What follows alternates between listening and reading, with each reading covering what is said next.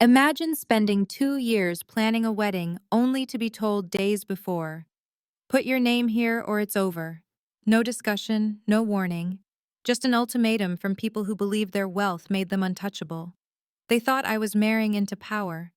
What they didn't expect was that I already had more than enough to bring their empire to its knees. Don't forget to subscribe to the channel and comment where you're watching from. I didn't say any of that out loud. I kept it in my chest the way a diver keeps air before breaking the surface. Across from me, a leather folder waited like a trap set with polished silver hinges. The room was too quiet for a Thursday afternoon, just the faint hum of the air vent and the clink of porcelain when Eleanor Prescott set down her tea as if the saucer were a gavel. Standard, Charles said, resting 2 fingers on the folder. Everyone in the family signs. The sooner we have this settled, the sooner you can enjoy the celebration. I studied his hands before I studied the document. Large, capable hands that signed verdicts and contracts and directives that made other people's lives pivot. Hands that probably once held Andrews on a bicycle seat and then let go too soon. I wondered when let go had become a family sport. "You're asking me to sign this today," I said. My voice didn't crack. I was almost proud of that. Today, Eleanor echoed the faintest smile working at her lipstick. "It's a dreadful bore, these legalities, but quite necessary. You do understand." She used the kind of tone women master in private schools and charity boards, the kind that makes you doubt your own intelligence if you're not careful. I wasn't careful when I first met her. I'm careful now. I opened the folder. Blue cover, crisp tabs, the smell of fresh paper more sterile than the rooms where I first learned to code. Page 1 was the table of contents. Page 2 was the preamble. By page 3, the words had stopped pretending to be neutral. Any intellectual property created during the marriage I read, whether conceived jointly or individually, by the party of the second part shall be deemed— I paused. To belong to the Prescott Family Trust. I looked up. That's creative. Charles didn't blink. You'll never have to worry about money, Natalie. That's the point. You can focus on things you enjoy. Like not owning my own work, I said. Eleanor's smile thinned. You're marrying into a legacy, dear. It's bigger than any one project. A Mont Blanc pen appeared as if conjured. Eleanor slid it forward until it touched the edge of the folder. The pen left a tiny scratch on the leather. My eyes tracked the scratch the way you track a scar you don't remember getting. My throat tasted faintly of jasmine tea and something metallic. I imagined dozens of women before me sitting in rooms like this, being told that love was a trust distribution and marriage was a signature. "Where's Andrew?" I asked. "Busy," Charles said. "Court calendar." He didn't even pretend to check his watch. I closed the folder. "Not hard, just enough. I'll need my attorney to review it." Eleanor tilted her head, practiced concern. "Our family lawyer prepared it. He is the best in the city." "Best for you," I said. "Not the same thing." Charles's jaw shifted by a millimeter, the only tell he had. "We're not in the habit of negotiating with outsiders." "Then consider this a new habit," I said. My hands were steady. I surprised myself. From the street below, a horn bleated. The sound crawled through the glass like a reminder that normal people were still circling for parking and feeding meters and choosing groceries. Here, time existed in different segments, deadlines and ultimatums, and windows of opportunity measured in the length of a pen stroke. Natalie, Eleanor said softer now. "We have invested a great deal in this weekend. Venue, guests, expectations. Surely you don't intend to jeopardize Andrew's happiness." She let the sentence dangle like a bracelet you can't afford. I pictured Andrew's face when he proposed on the pier, the way the wind tore at his tie, and he laughed, holding the ring in his palm like it might fly. I remembered the heat of his hand at the small of my back, steadying. I remembered telling myself that love was a verb, not a pedigree. "What time would be convenient for your signature?" Charles asked, as if rescheduling my spine. I stood. My chair didn't scrape, the rug was too thick for that. "I'll talk to Andrew," I said, "and I'll have counsel review it. I'll get back to you." Eleanor's smile returned fixed like a portrait. Do take your time, dear, she said. Within reason. The wedding is in 3 days. 3, Charles repeated. Let's not complicate what should be simple. Outside Lake Michigan was flat as a blade. The sky was one clean sheet of winter blue. I walked to my car with the folder under my arm and the pen still on the table behind me.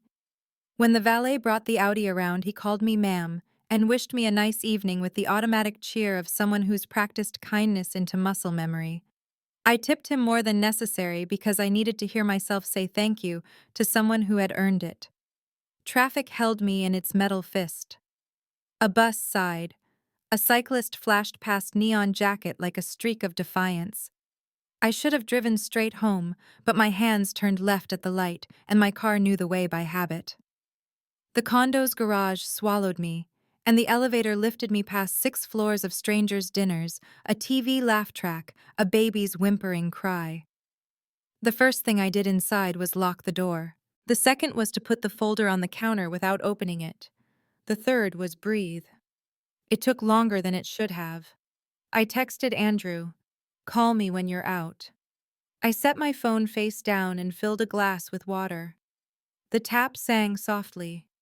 I used to mark time by the sounds grandfather's kettle, the click of my mother's stapler, and the distant whistle of a train. I still do. They tell you when you're home. They tell you when you've left. I don't know how long I stood at the window. The city was an organism, lights winking a siren far away, the river dragging its secrets toward the lake. When my phone buzzed against the counter, the sound jumped like a small animal. Nat Andrews said, breathless, "Mom said you stopped by. She said you left upset. What happened?" In the background, I heard the muted echo of a hallway and a door closing. His voice warmed when he stepped into a quieter space. "Are you okay?" "Your parents gave me a prenup," I said. "They asked me to sign it today. Or the wedding is off." Silence. I pictured him with his jaw at an angle, eyes scanning mind-aligning arguments. "They weren't supposed to." He began and stopped. "I was going to bring it up. I should have." "You knew," I said. Not a question. A statement that tasted like tin. He inhaled. "Every marriage in my family has one. It's not personal. It attempts to claim any intellectual property I create," I said. "That's personal." "I haven't read their draft," he said. "I told them we would handle it together. They told me I have until tomorrow morning." "That's not." He swore under his breath a word he didn't use around my parents. "I'll talk to them. You should read it first," I said. Section 4, third paragraph. He was quiet then. "This is not how I wanted to do this." "How did you want to do this?" I asked, and hated how tired I sounded. He didn't answer right away. "I love you, Natalie," he said. "That's my answer. I love you. We will sort the rest. Love is a generous promise until it's asked to stand up in daylight. I'll have my attorney review it," I said. "Tomorrow, early." "Our attorney," he began and corrected himself. "Your attorney." "Okay. We'll meet after, yes?" "Yes," I said. The word sat between us, a small island that neither of us could reach tonight. After we hung up, I looked at the clock. 7:13. The hour when people are arranging takeout containers and chopsticks and napkins, when the city is starting to smell like garlic and rain. I picked up my phone again and scrolled past messages about floral deliveries and playlists, and my friend Lydia's last text about shoes that didn't look like instruments of torture. I typed, "Are you home?" 30 seconds later, Lydia wrote, "Wine poured, door unlocked. Bring the face I think you're wearing. Also carbs." I almost laughed. Relief makes a sound too small a private exhale. I shoved the folder back under my arm and left the condo before I could think of an excuse to stay. Lydia's building was 4 blocks away, an old brick thing that had reinvented itself without pretending to be young. The hallway smelled like someone had burned toast, and someone else had succeeded at cinnamon. I knocked, and Lydia swung the door open, as if she'd been standing there with her hand on the knob. "You look like a person who's trying not to ruin mascara," she said, pulling me in. Her apartment always felt like a safe place to land plants thriving in windows, a couch that forgave a bar cart that knew your secrets. She pressed a glass into my hand before I'd finished shrugging off my coat. Tell me everything in the amount of time it takes me to open these, she said, tearing into a bag of pretzels like it had wronged her. I told her. Not every clause, not every word. The essentials. The pen on the table was like a dare. The way Eleanor's voice dipped when she said dear. The fact that Andrew knew. Lydia's eyebrows climbed far past reasonable. They gave you a deadline, she said. How original. What's next? A countdown clock on the mantel. They want it signed by 9, I said. The morning. She set the bag down like it was a living thing she needed to keep still. They think you'll panic. They think a lot of things, I said. Lydia's eyes softened. You okay? I looked past her into the window. The opposite building's fire escape made a ladder against the sky. I will be, I said. I just need to call Walter. She grinned feral. Bring in the grown-up. Walter Grant had been my grandfather's attorney when I was still learning to spell attorney. He wears suits that understand their job and has a voice like a slow river. He has never once called me kiddo. He has never once let me accept less than what I'd earned. Do you think they know? Lydia asked low, like we were confessing something to a priest neither of us believed in. About my finances. I shook my head. No. What do you want to do? The question felt like someone putting a warm hand on my shoulder in a storm. I took a breath. I want a fair prenup, I said. One that protects what both of us built before this. One that doesn't treat me like a guest in my own life. And if they refuse, I thought of Lake Michigan the way it looks flat until a storm throws the truth up in white hands. Then I don't walk down that aisle, I said. Saying it out loud made my chest lighter and heavier at the same time. Lydia studied me, then nodded once, decisive. Good. Because I don't do speeches to women who sign their lives away for canapés and a band that won't learn the song you asked for. She poured me a second inch of wine I didn't finish and slid her phone across the coffee table. Walter. I'll call him first thing, I said. 7. Text me when it's done. I left with the folder against my ribs like a book I wasn't ready to read. Outside, the wind had changed wilder now, like someone had opened a door to a different weather.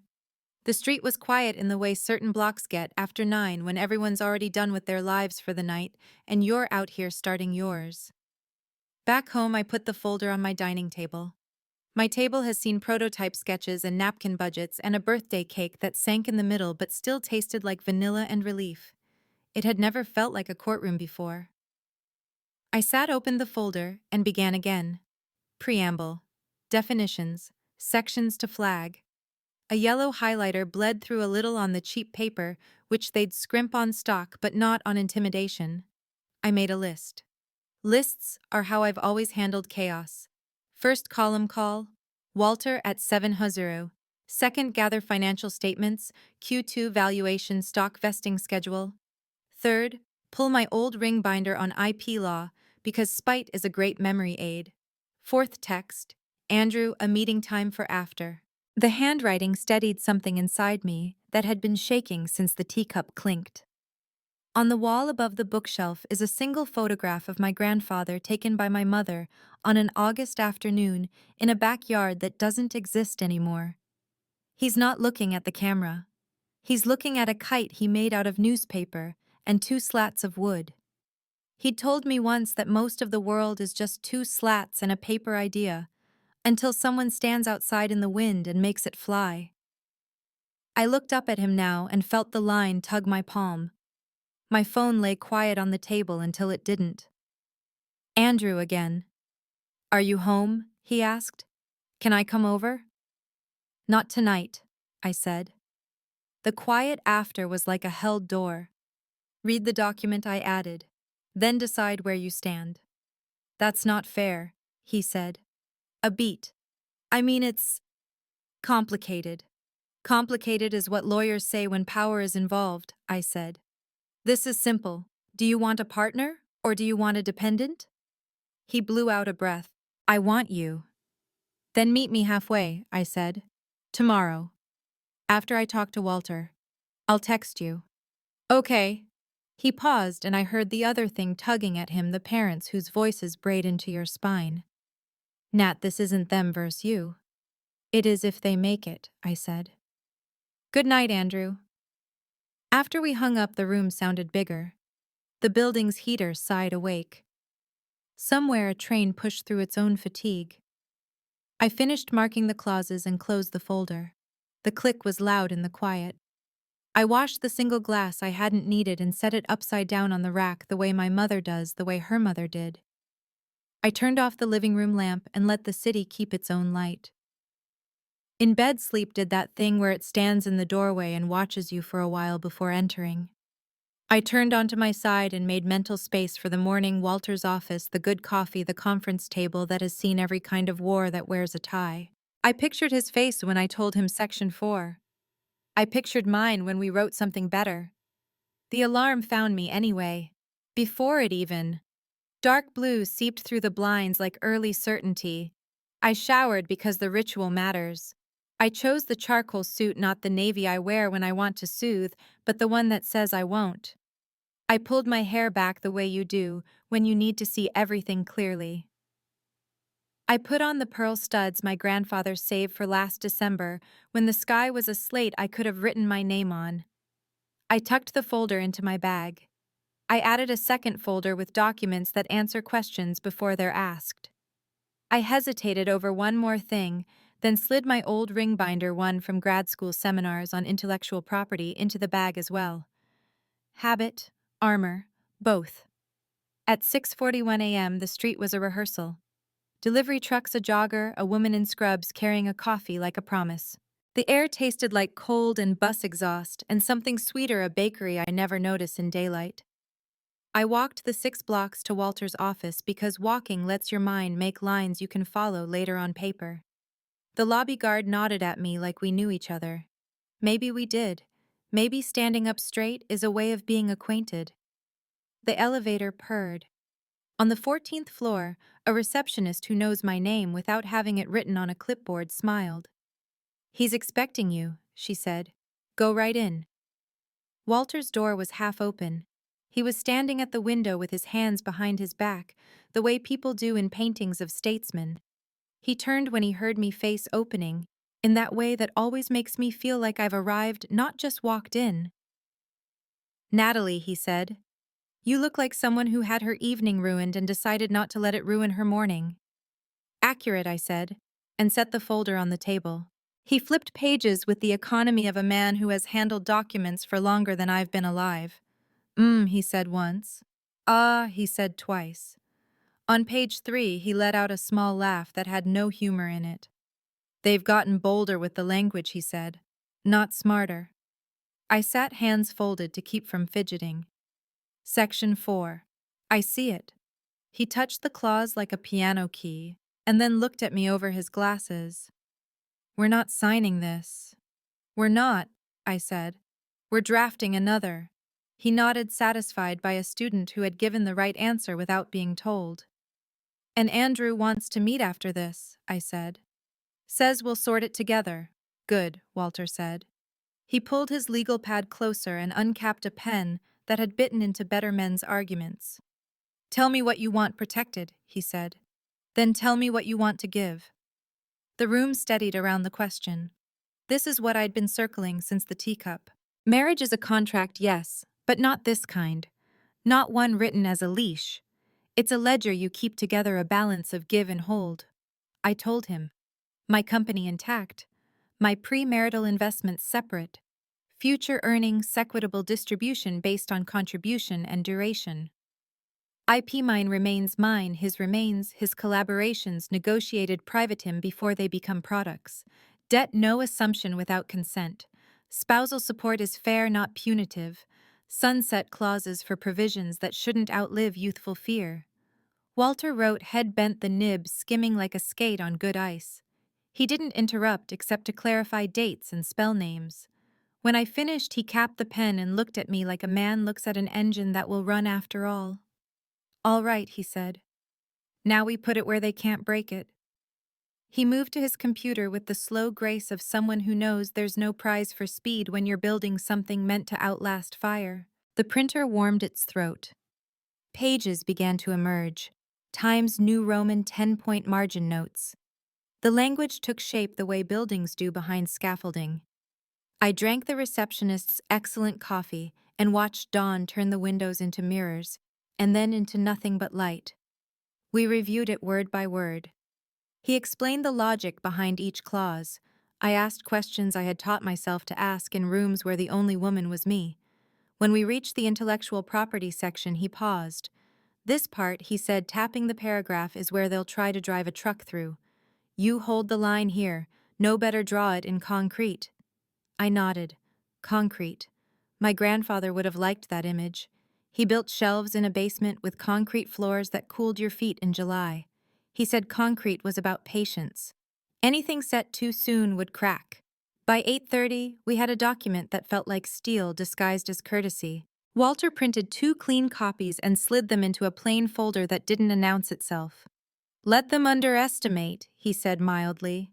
It's rude to rob them of their habits all at once. I laughed then. Not because any of this was funny, because relief found a true exit.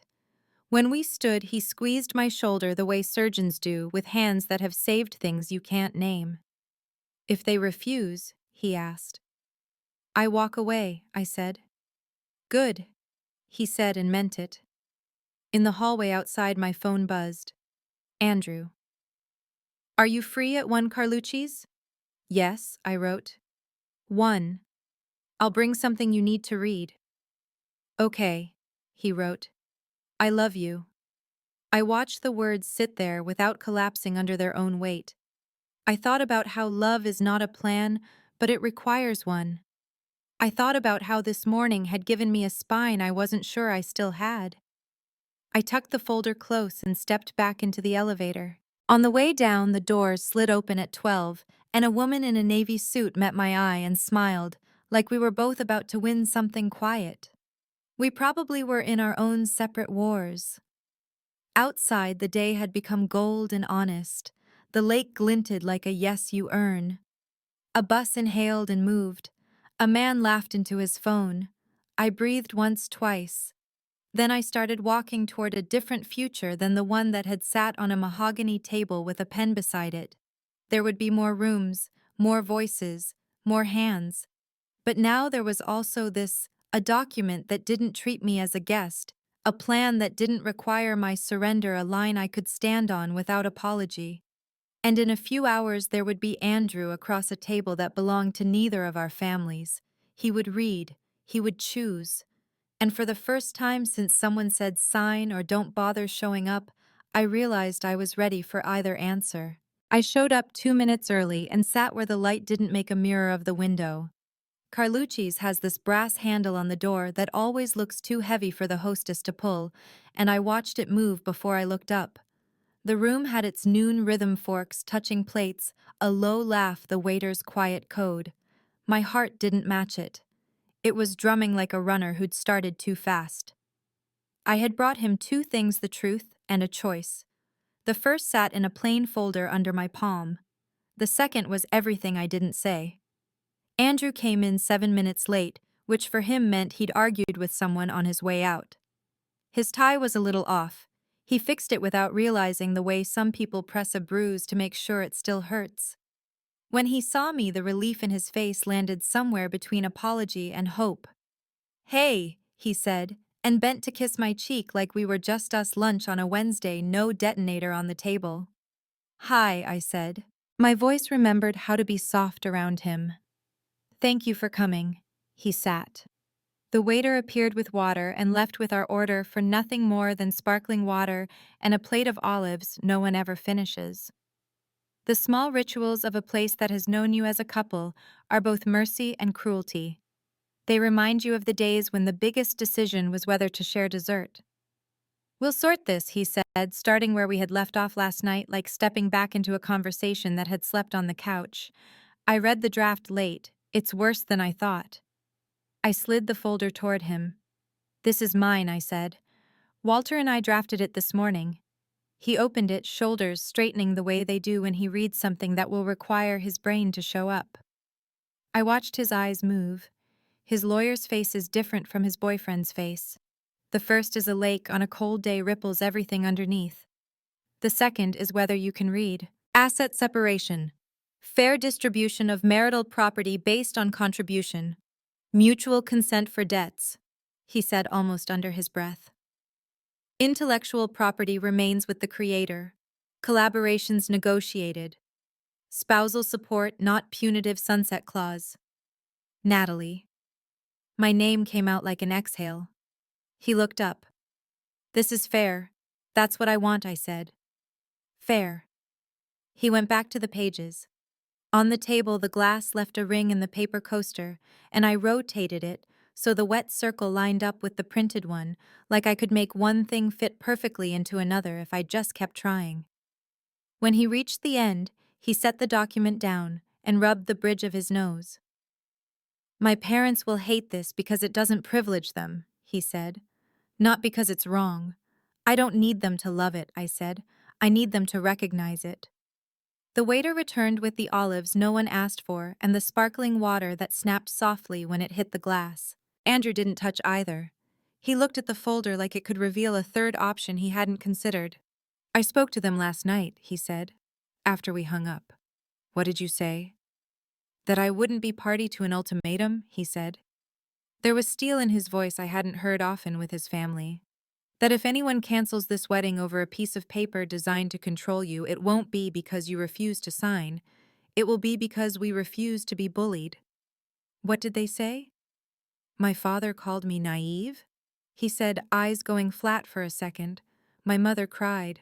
Of course she did, I said. He smiled without humor, and it made him look older. He reached across the table and put his fingers on the folder again like a tether. I'm sorry, he said, and it didn't sound like a line. I should have told you earlier. I should have told them to stand down. You should have, I said. And because honesty had to be a habit here, I added. But we're here now. He nodded, swallowing something the size of his pride. We present this together, he said. Neutral ground. Tonight. I'll book the private room at Lakeview. I already did, I said. 6 o'clock. He laughed a little, head shaking. Of course you did. His hand turned palm up on the table, asking. I gave him mine. Warmth recognized warmth. There's something else, I said, and the line we'd been walking thinned under my feet. Fear is a physical thing. It lives in your teeth and your ribs and the underside of your wrists. I kept something from you. He was very still. The olive plate had one piece missing. I didn't remember taking it. Okay, he said. His voice slowed to make room. Tell me. I slid a second folder from my bag, thinner but heavier. The tabs were color-coded because the part of my brain that organizes is the part that keeps me upright in rooms like last night's.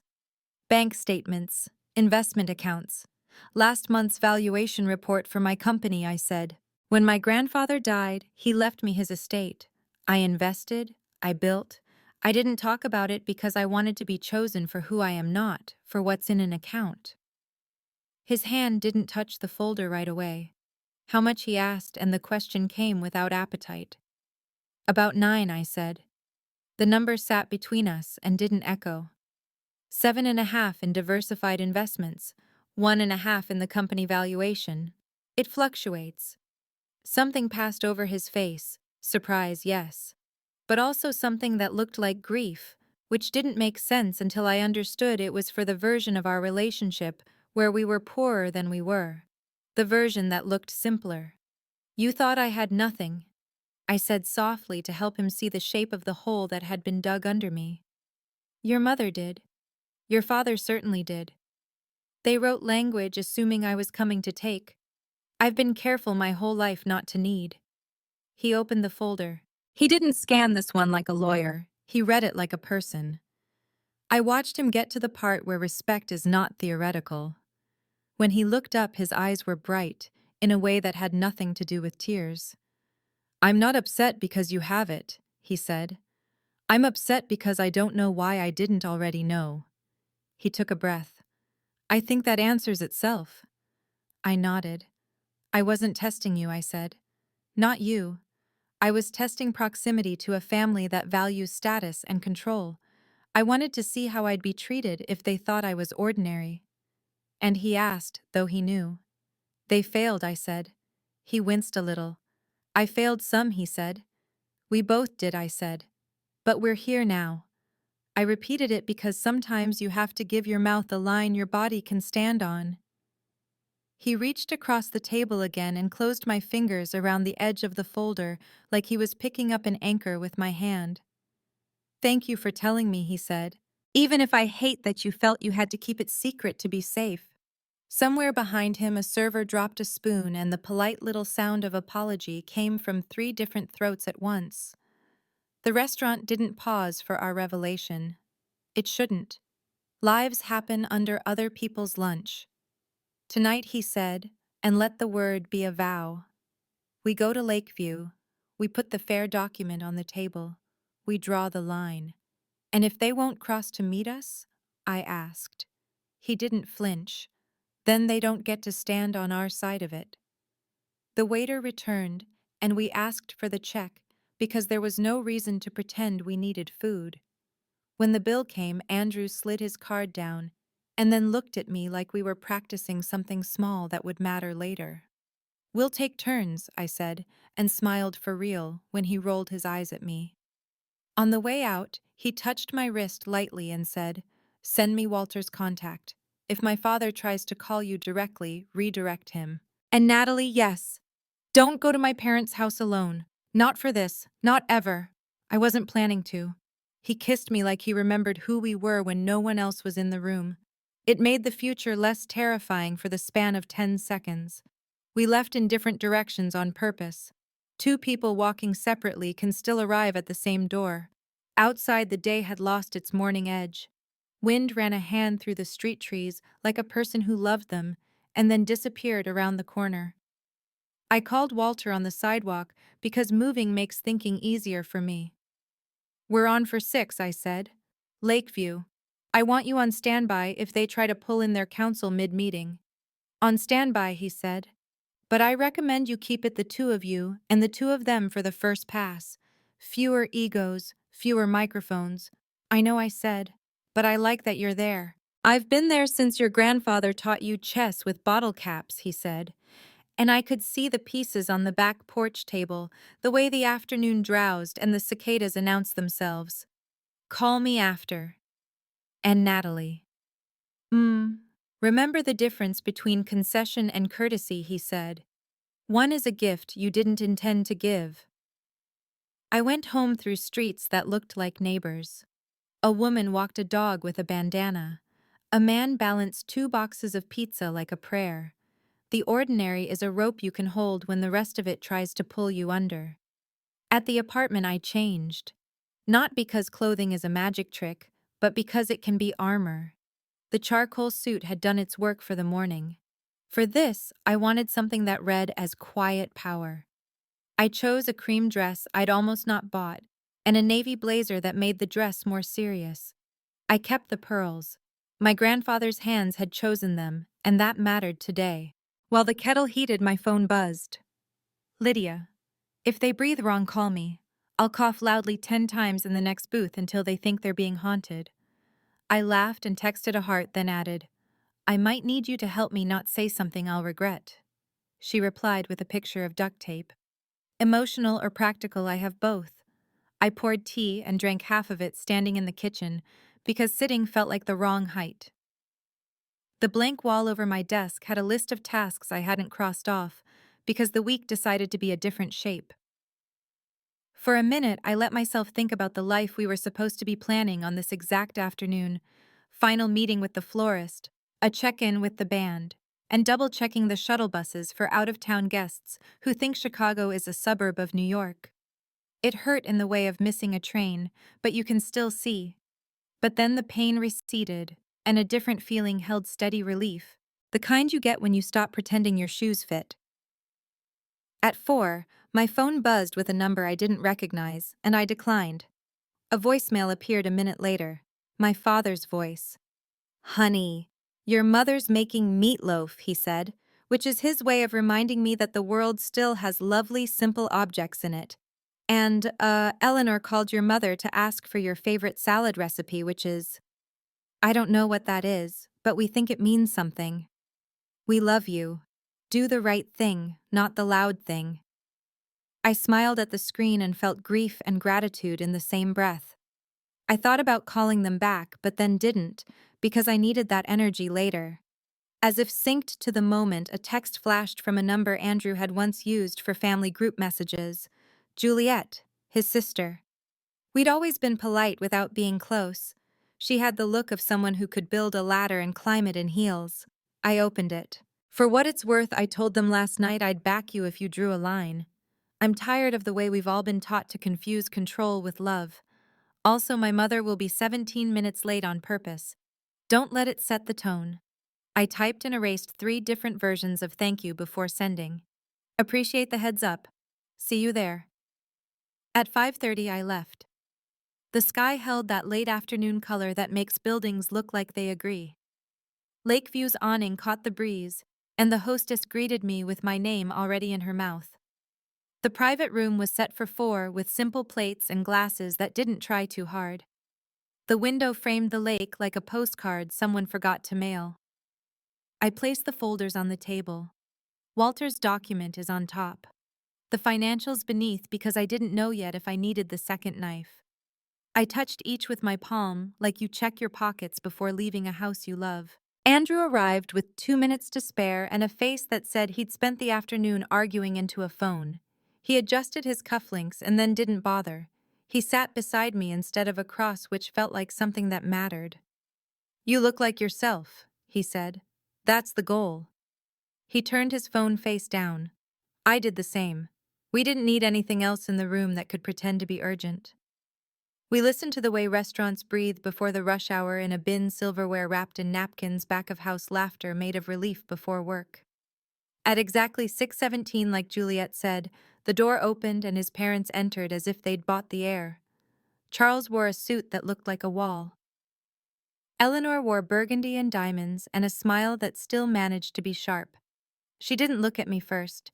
She looked at Andrew the way one might look at a painting that has been hung an inch too low. What a charming space, she said to the room, not to us. So discreet, so new. Sit, please, I said. I kept my voice even.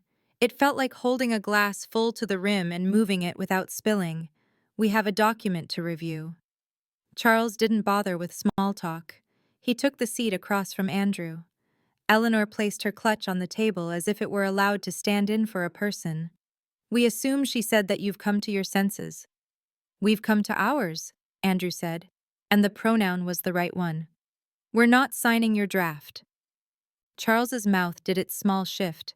He looked at me like I was the explanation for his son's failure to be obedient. We're not here to debate family tradition, he said. We're here to ensure that what our family has built over generations isn't diluted by impulsive romance. I slid the folder forward. We agree that prudence is wise, I said. Which is why we've prepared an agreement that protects us both. Eleanor's fingers hovered over the folder, like she might catch something from touching it. She didn't reach for it. Charles did, because in their house he always touches the knife first. He read the first paragraph, and then the second. His eyes didn't betray surprise. His jaw did. He passed it to Eleanor, who read with the impatience of someone skimming a menu when she already knows what she will order. This is not how we do things, she said, not looking up. It's how we'll do them, Andrew said. Silence held the table for a beat. Somewhere in the main dining room, cutlery chimed. Somewhere outside, a horn made a small complaint and then gave up. In the room, there were 4 people and 2 sets of expectations. It retains her intellectual property, Eleanor said, like the phrase tasted bad. That seems unnecessary. It retains mine, too, Andrew said. And it creates fair terms for marital assets. And if the marriage doesn't last? Charles asked, and the question sat there in a suit, smug and practical. Are we to subsidize? No, I said. You're to stop assuming I'm a cost center. Eleanor's head turned slowly like a cat's when it finally decides something might be worth seeing. She looked at me for the first time the way one looks at a person and not a policy problem.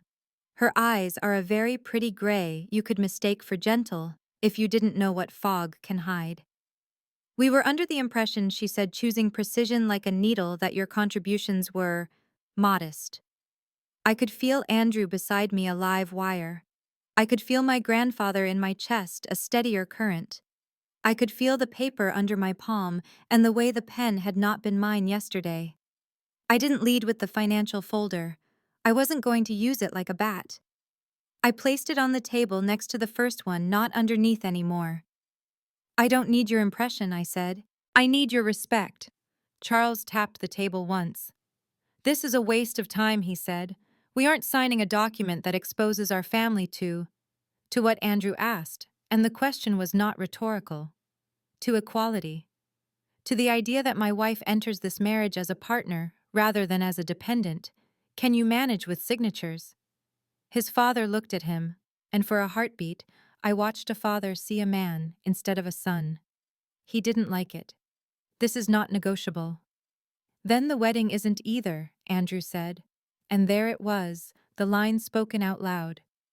Eleanor sucked in a breath so soft and sharp, it could have cut thread. The room shrank and grew at the same time. It does that in moments when something structural shifts. I placed my hand flat on the second folder without sliding it across yet. We would like a response by tomorrow at 3, I said. We're willing to hear precise, fair edits. We're not open to a return to your template. Tomorrow, Eleanor said, apparently offended by the existence of time when she didn't control it. 3, Charles repeated as if the number was new to him. Andrew stood. We'll let you talk it over, he said. We have a rehearsal to attend. He didn't mean the rehearsal dinner. He meant practicing this new shape of family. We left them at the table not because we were rude, but because staying would have made us beg. In the hallway, my knees remembered what legs are for. Andrew leaned against the wall and blew out a breath that probably took a decade to gather. You were perfect, he said, and I shook my head. We were adequate, I said. Perfect is for the ceremony. Today was for drawing a map. He smiled in that way that reaches his eyes and forgives a future you can't yet see. Juliet texted me from under the tablecloth, he said, and showed me the phone. Proud of you. If Mom throws a fit, I'll start talking loudly about climate change until she has to look brave. I laughed and felt something uncoil. We stepped out into the cooling evening. The lake had gone from postcard to mirror. On the sidewalk, couples passed in their own weather systems, and a little boy in a red jacket asked someone who loved him if seagulls had friends. At the curb, Andrew stopped. Do you want me to walk you home? He asked. I'll be okay, I said. Call me when you get to Juliet's. Don't go to your parents' place tonight. I'm not, he said. He reached into his pocket and pulled out a small velvet box, one I knew already. He didn't open it. He just held it between us like a promise that had survived a storm. We'll get married on Saturday, he said. Or we won't. But when we do, it will be because we chose it, not because they permitted it. Then stop saying we will, like you're trying to convince time, I said gently. Let tonight be tonight. He nodded. Put the box back the way you put a good tool away, so you can find it later, and kissed my forehead in a way that felt like a blessing given and received. He turned left. I turned right. On my way home, I walked a block past my building, and then another because I needed to change the air inside me. A street musician played a slow, stubborn saxophone that sounded like someone refusing to leave, then finally going with dignity. I put a 5 in his case, and he winked like we had a pact. Upstairs, I placed both folders on the table again. I let my hand rest on the top one until the heat of my palm warmed the paper. I texted Walter. We held the line. They'll send edits by 3 tomorrow. He responded with a single checkmark emoji, which to him felt like applause. The kettle sang. I made tea because that's what you do when you don't know what else to do. I tried to picture the worst version of tomorrow and the best. In the worst, they refuse and we break something that would have broken me if I'd signed. In the best, they agree, and we walk into a future with a boundary line painted so clear you could see it from the balcony. When I finally went to bed, the city kept whatever symphony it always keeps in the seams of night elevator. Hum a far siren, the radiator's small confession. Sleep stayed in the doorway again, but closer this time. Just before it came in, my phone lit up on the nightstand. Andrew. Home. Proud of us. Love you. I typed what I meant instead of what would be easy. Proud of you too. Love is only love if it stands up in daylight. Let's keep it standing. In the morning, I would wake and put on the dress again, or maybe the suit. I would answer edits except the fair ones and circle the ones that were tricks. I would call Lydia and my mother. I would refine the words I'd say if the financial folder needed to move to the center of the table. But for now, part 2 of this story ended not in a battle, not in a surrender, but in a held line that made everything beyond it possible. If the hook yesterday was an ultimatum, then tonight's was a boundary. Somewhere in the space between those two, a woman like me taught herself that steadiness is not silence. It's the quiet you hold when the room expects you to break. At 2:53 p.m., I stopped refreshing my email. The courier beat the clock. He stood at my door with a navy envelope stamped with a silver crest that pretended to be noble and succeeded at being loud. I signed his tablet with a hand that didn't shake and carried the weight to the kitchen table like it might bleed through if I put it on wood. Subject line: earlier Prescott response, 2 minutes to spare. They liked the game. I slit the flap with the butter knife my mother uses to frost cakes like apologies. Inside, a cover letter with language polished to a mirror, a stack of red-lined pages that bled like someone had argued with a pen. The letter began with "Dear Ms. Harper," which was not a courtesy so much as a dare. "Thank you for your proposed agreement." In the spirit of cooperation, it said, and then did everything but cooperate. They proposed postponing the wedding 3 months to allow proper due diligence. They suggested a clarification to the intellectual property section, a small insertion that looked innocent until you felt its teeth. Any work conceived during the marriage shall be rebuttably presumed to have benefited from marital resources. Rebuttably presumed, a phrase that could eat a life. They added an NDA clause that read like a gag order dressed for brunch: no discussion of terms or discussions about the terms, not with friends, not with family, not with a diary that might someday be read by a lawyer with time on his hands. They inserted a morals clause better suited to a professional athlete's contract than a marriage, the kind of wording that lets someone else define embarrassment and then invoice you for it. And at the bottom of the letter, above the elegant signature, a line that didn't belong in a love story. Please note that if these terms are unacceptable, the Prescott family will be compelled to withdraw logistical support previously extended in good faith, including, but not limited to, venue guarantees, vendor retainers, and accommodation blocks. I exhaled through my nose, slow the way you do when you see a snake, and remember all the ways it's beautiful and dangerous at once. I texted Walter a photo of the top page with the single caption, "Arrived." Phone almost immediately. "Don't sign anything," he said. Voice steady as a metronome. "Put a glass of water on the table. Drink half. Read me the worst bit." "Rebuttably presumed," I said. IP. He made a small, satisfied sound that in a courtroom would have been an objection sustained. "Of course," he said. "A Trojan horse. Presumptions are for juries and lazy men. We'll carve it out with a scalpel. They also want a 3-month delay. And a morals clause." "Delay is leverage," he said. "Morals are control. We'll decline both." And they threaten to pull the venue. "They can pull a venue," he said. "They can't pull a marriage." Outside my window, the river slid around its own bend, like compromise does when it remembers what it's for. I read him lines. He fed them back to me without their perfume. It's a trick you learn: strip a sentence, and you'll see the architecture holds what hides. "I'm sending you a clean counter," he said. "Strike presumptions. Define IP. originating from premarital assets, personal skill, or postmarital collaboration only by separate written agreement. Narrow NDA to mutual privacy, no publication of terms, full freedom to seek counsel and confide in close family or therapists. Delete morals. If they want to talk ethics, they can start with their timing. Postpone, I asked? No, he said. Offer courtesy, a 24-hour attorney review. That's it. Your wedding is not their calendar. When I hung up, I stood in my kitchen with the envelope open and the world still pretending to be normal. The kettle clicked off like a tiny decision. Down the hall, the elevator sighed and my neighbor's dog barked once apologetically. I poured tea and drank it too hot because I needed to feel something simple. At 3:07, Andrew called. They CC'd me, he said without greeting. I told them the NDA is absurd and the IP clause is a non-starter. My father said the family lawyer advised it. I told him our family lawyer advised against it. What did he say? He said I was letting you complicate matters. There was a pause, the kind that holds 1,000 things we won't say. He also said something else, Andrew added, voice lower. He said if I sign anything that limits the family trust's defense, he'll consider it a violation of my obligations as a beneficiary.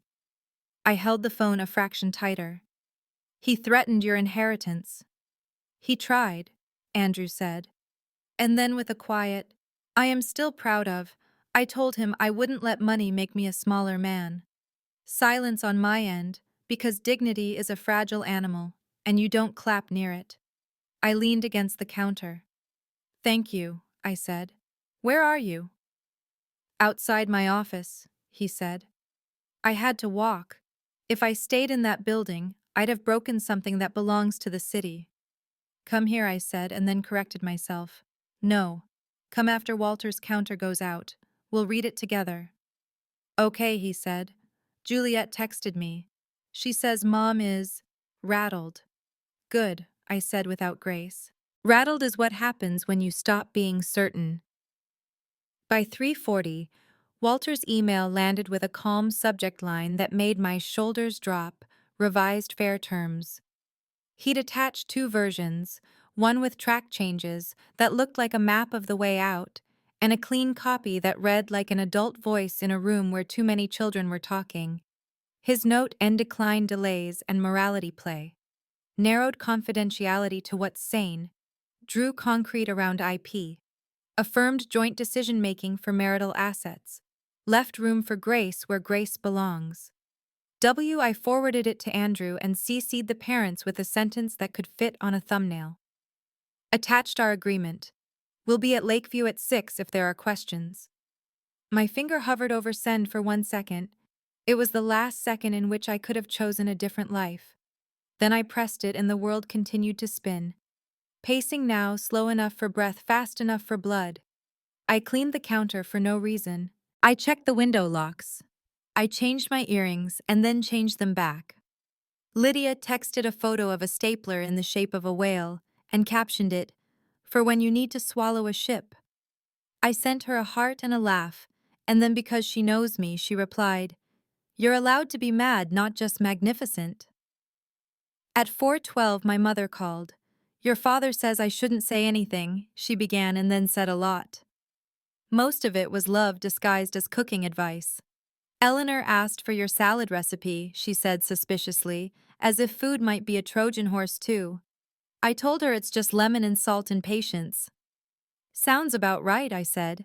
And Natalie, she added, voice softening around my name, the way it has since I was 5 and lost a mitten on the train. Your grandfather would be so proud of the way you're standing. I turned so the photograph could see me. I hope so, I said. At 5:20, Andrew buzzed. He stood in my doorway, looking like a man who'd battled a dragon no one else could see. His tie was gone. His sleeves were pushed to his forearms. He kissed familiar and present and promising to try. And we sat at the table with the clean copy between us, like a small shared fire. You sure about tonight? He asked. We could wait until tomorrow and make them sit in an office with their counsel and ours and let the air be thinner. No, I said. I want them to look at us, not at their lawyers, not at the crest on their letterhead. He nodded. Okay. One thing he said, reaching for the other, the thin one that weighed my bag down more than the thick one ever did. When do you want to use this? When it's necessary, I said. I slid it back under my hand. I'm not swinging money like a bat, but I'm not letting them call me a charity case while they try to own my mind. On the way down in the elevator, a neighbor stepped in with a bouquet too big for the mirror. Rehearsal dinner, she asked kindly, seeing my dress. Not exactly, I said, and she laughed like we had a shared joke about life's approximations. The Lakeview hostess smiled like she knew my name before I said it. The private room felt as it had the night before, a space that pretended to be about food and was actually about power. The lake beyond the glass was a flat steel sheet. A seagull skated its edge like punctuation. We put our phones face down and our spines up. They arrived at 6:19, 17 minutes late, as predicted by Juliet's anthropology notes. Eleanor's dress was a deeper red, as if she'd chosen war paint. Charles's suit had not yet forgiven him for being worn, which is to say it was new enough to be expensive and old enough to be comfortable. They sat without being invited to, which is a way of saying a lot without speaking. Your attorney's edits, Charles said, dispensing with pleasantries. He placed a printed copy on the table. His red lines were less blood, more surgical. That might have been his lawyer's hand, precise quiet cutting. We've reviewed them, I said. We accept the narrow confidentiality. We decline any presumption regarding IP. Eleanor smiled the way a cat smiles at a closed door. Surely you can see why a family in our position would seek reasonable assurances that a spouse's efforts are aligned with legacy. Surely you can see why a woman with a company would seek reasonable assurances that her life's work won't be swallowed by a legacy she didn't build, I replied.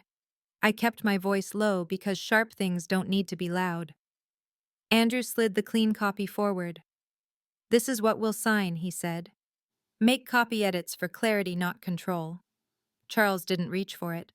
We remain uncomfortable with the possibility of misalignment, he said, particularly given certain unknowns. Unknowns, I asked, and the word curled in the space like smoke. Your financial position, he said, looking directly at me for the first time, like I was not a rumor, but a chess piece he hadn't accounted for. We don't know if you carry debt. We don't know if your enterprise is solvent. We don't know if your ambitions will require support. There it was, the story they preferred. The one where the girl from the middle-class house steps into a room and should be grateful for the chairs. I hadn't wanted to use the second folder tonight. I had wanted the principle to be enough. But there are moments when truth isn't a confession's a tool. I placed the folder on the table and opened it. No flourish, no triumph, just paper. Here are the unknowns, I said. Bank statements, investment accounts, last valuation report. I carry no debt. I own my premarital assets outright. My enterprise is solvent. My ambitions will require my support, which I already provide. Eleanor's color changed a shade that would have looked like concern if she were a different woman. Charles's jaw made its small shift and then held. He didn't reach for the papers. Andrew did. He lifted the top page, one that read 7 figures in a font that had no feeling, and then set it down carefully, like it might be an animal that would bite. He didn't speak. He didn't need to. The room did it for him. The air felt different, thinner, or cleaner, I couldn't tell. Eleanor tried first. We were not aware, she said, and if you listened very closely, you could hear the sentence that wanted to follow. We would have behaved differently. How curious that you didn't share. Curious, I said, that you assumed. Charles reached finally and took the statements in a hand that had signed more contracts than I had written grocery lists. He read faster than I expected. When he finished, he placed the papers back in a perfect stack and squared the corners, as if tidiness could restore which way the world tilted. This changes certain risk calculations. He said the way you might say, the weather has decided to snow in April. It does not change the principle that family assets must be protected. Nor does it change the principle that a woman protects her mind, I said. Our agreement does both. He looked at Andrew, and for a second I saw something move behind the father's eyes, Question about when exactly his son had stopped being a boy, he could steer. He turned back to me, slower than men like him like to turn. We'll need to review these documents, he said. With counsel. You have until tomorrow at 3, I said. As before. Eleanor bristled at the clock. You set deadlines as if we're your employees, she said lightly, which is the tone some people use when they're furious and don't want to chip a tooth. That's not how families behave. Andrew spoke then quiet as a blade laid flat. Families behave in ways that protect each other's dignity, he said. If deadlines do that, then we set them. She looked at him like she was searching for a switch she used to flip and couldn't find. My darling, she said, and the word didn't land. Your sentimentality isn't sentiment, he said, and it made a sound like a door closing and opening somewhere better. We didn't prolong it. We didn't toast to anything. We didn't pretend this was a normal Thursday night. We stood. We shook hands, because we are the kind of people who do even when we'd prefer to wash them immediately after. We left them with 2 folders and a view of water that doesn't care who owns the building. In the hallway, my legs remembered they were attached to me. Andrew leaned against the cool paneled wall and closed his eyes for 1 second.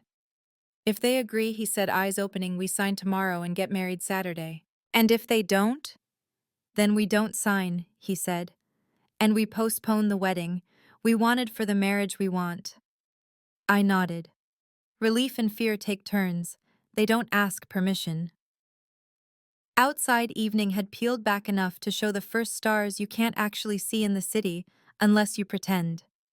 We walked to the corner and stopped at the same time like our feet had decided to be on the same team.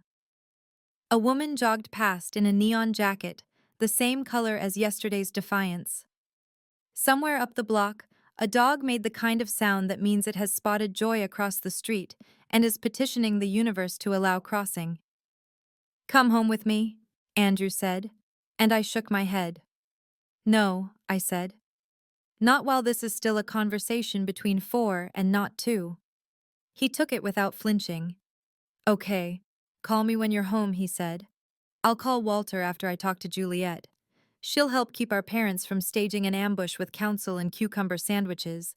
Tell her I'm grateful, I said, and tell her I don't need a salad recipe. He laughed, kissed me once light enough to leave everything intact, and turned toward the line of cabs idling like patient beasts. I walked the other way. A street musician played something like Autumn Leaves and something like a prayer. I put a 5 in the case again because blessing should be a habit. At home, my apartment held its shape. The photograph on the wall still showed a kite and a man who never called his granddaughter dramatic, even when she was. I texted Walter. They saw. They'll review. 3 p.m. Holds. He wrote back. Concrete poured. Let it set. I put both folders away. Not because I believed the fight was done, but because I wanted to remind myself that my life includes other objects. I cut an apple with the small knife that only does fruit. I turned on the kettle. Tea steam rose like a ghost, and then remembered to be water again. My phone buzzed on the counter. An unknown number, then a voicemail. I pressed play, and Eleanor's voice filled my kitchen lower than usual, as if she were speaking under a blanket. Natalie, she said, I would like to speak to you alone. Tomorrow morning, 10 o'clock. Prescott House. A beat, as if her mouth alone had fought and won a battle against pride. If you are amenable. I stared at the phone. Invitation or trap or both. I texted Andrew. Your mother wants a private meeting, Prescott House, 10 a.m. He replied instantly. Don't go. I wrote I won't, unless we agree on terms for how it goes. Neutral ground, daylight you or Juliet within shouting distance. I called Walter. She wants to meet alone, I said. She wants to test your edges, he replied. If you go, you set the table. Public place, 30-minute limit. You text me when you sit down and when you stand up. If she says family, you say fairness. If she says custom, you say consent. If she reaches for the pen, you reach for your coat. I love you in a very specific way, I said, and he laughed like a man who raised me in a language no one taught us. I wrote Eleanor back public place. 10:30, the Atrium Cafe. I'll allow 30 minutes. We can both be punctual. She replied with a single word I'd never seen her use. Agreed. I slept in a kind of sideways way, the kind where your body rests and your mind keeps the lights low. Morning arrived like it always does. Same light, same radiator hum, same city, practicing its breathing outside my window. I showered and chose navy, this time not charcoal, because today felt like water should be my element. I wore the pearls because they had begun to feel like anchor points. At 10:24, I sat at the Atrium Cafe with a cup of coffee I didn't drink and a clock I did. The place is glass and plants and people who know offices are just boxes you rent until you remember who you are. I texted Walter down. 30 minutes. I texted Andrew, I'll keep the map in my pocket. Eleanor arrived at 10:38, 2 minutes earlier than the habit she'd worn for decades. She wore no diamonds. That alone felt like a headline. She sat. The white china made a sound like a small agreement when the cup touched the saucer. I was wrong, she said without preamble. I waited. Silence is a tool too, and we were both learning new ones. I mistook control for care, she continued. I mistook status for substance. I mistook your quiet for a lack of strength. Wind lifted a leaf of the plant behind her and put it down. What do you want, Eleanor? I asked. I want my son to be happy, she said, and for once it didn't sound like a sentence with a clause attached. And I want to stop being the kind of mother who thinks love is a ledger. We will sign your agreement. She swallowed a visible human thing, not because of the numbers in that folder, because of the person across from me now. I didn't trust the moisture that stung my eyes, so I did what I always do, reached for a pen. I'll ask Walter to prepare the final, I said. 3 o'clock. She nodded. 3 o'clock, she echoed. And Natalie, she added, and her voice did something rare. It lowered not with secrecy, but with humility. Someday, if you're willing, I would like to hear about your grandfather. Someday, I said. If you're willing, I'd like to hear about your great-grandmother. She smiled then, small, almost private. She would have liked you, she said. She hated being told where to sit. We stood at the same time. We shook hands like strangers who might become something else. When she left, she put $1 into the tip jar without looking back, and I thought, she's trying. I texted Walter 3 o'clock final. I texted Andrew. She said yes. He replied with a single word I'd never seen him use in a text. Finally. By the time the clock struck the hour, the paperwork was ready, the concrete set. Part 3 of my story didn't end with a gavel, or a kiss, or a chorus. It ended with a signature that belonged to both of us, and neither of them with a line drawn not against love, but on behalf of it, and with the knowledge that tomorrow I could walk down an aisle having kept the one thing I promised my grandfather: I'd never put on the table my name without my consent. At 2:59 p.m., the pen hovered over paper that had nearly become my leash. I'd thought the moment would tremble. It didn't. The nib was steady. The sound I heard wasn't a click or a scratch. It was the soft, private noise you make when you let your shoulders fall where they belong. Walter's conference room was all light and wood, and the clean hum of a printer that had just cooled down. Andrew sat on my left, his jaw softer than it had been in days. Across from us, Charles and Eleanor Prescott were arranged like chess pieces on a board that had moved under their feet an inch every hour, and finally settled. Walter rested one hand on the page not to claim it, but to make sure it didn't slip. Last chance to flag something, he said, tone even. Then we sign, and we stop calling this a situation and start calling it an agreement. Charles cleared his throat, polite noise, but you could hear courtrooms in it. We have one addendum, he said, sliding a single sheet from a folder with that same crest embossed in silver, the one that loves attention. A standard acknowledgement letter, non-substantive. It simply clarifies expectations for public communications and family reputation. Walter didn't reach for it. Non-substantive documents don't arrive the minute before signatures, he said mildly. If you'd like to propose an addendum, Mr. Prescott, please do so in writing, with a 24-hour review window as per the email you received at 3 yesterday. Eleanor folded her hands. No rings. She'd come bare again like the cafe. Surely she said that word she likes so much. Surely we can agree not to invite gossip. Walter smiled in a way that uses no teeth and still communicates pleasure. Mutual privacy is already in Section 9, he said. No publication of terms, full freedom to seek counsel, and the freedom to confide in immediate family and therapists. If the concern is truly privacy, you have it. If concern is control, we've already said no. Charles placed the acknowledgement back into his folder, as if its feelings might be hurt. Very well, he said, but his jaw made its millimeter move. I signed. Natalie Harper, steady. Andrew signed. The small sound his pen made felt like a vow promising to show up on weekdays, not just in speeches. Walter slid the pages across. Eleanor signed first with a practiced elegance that comes from decades of writing her name in rooms like this. Charles signed last, each letter, precise, a man who still believes precision equals power. And then there they were, 4 signatures at the bottom of a document that had been a battlefield and now just looked like paper. The room didn't cheer and no music swelled.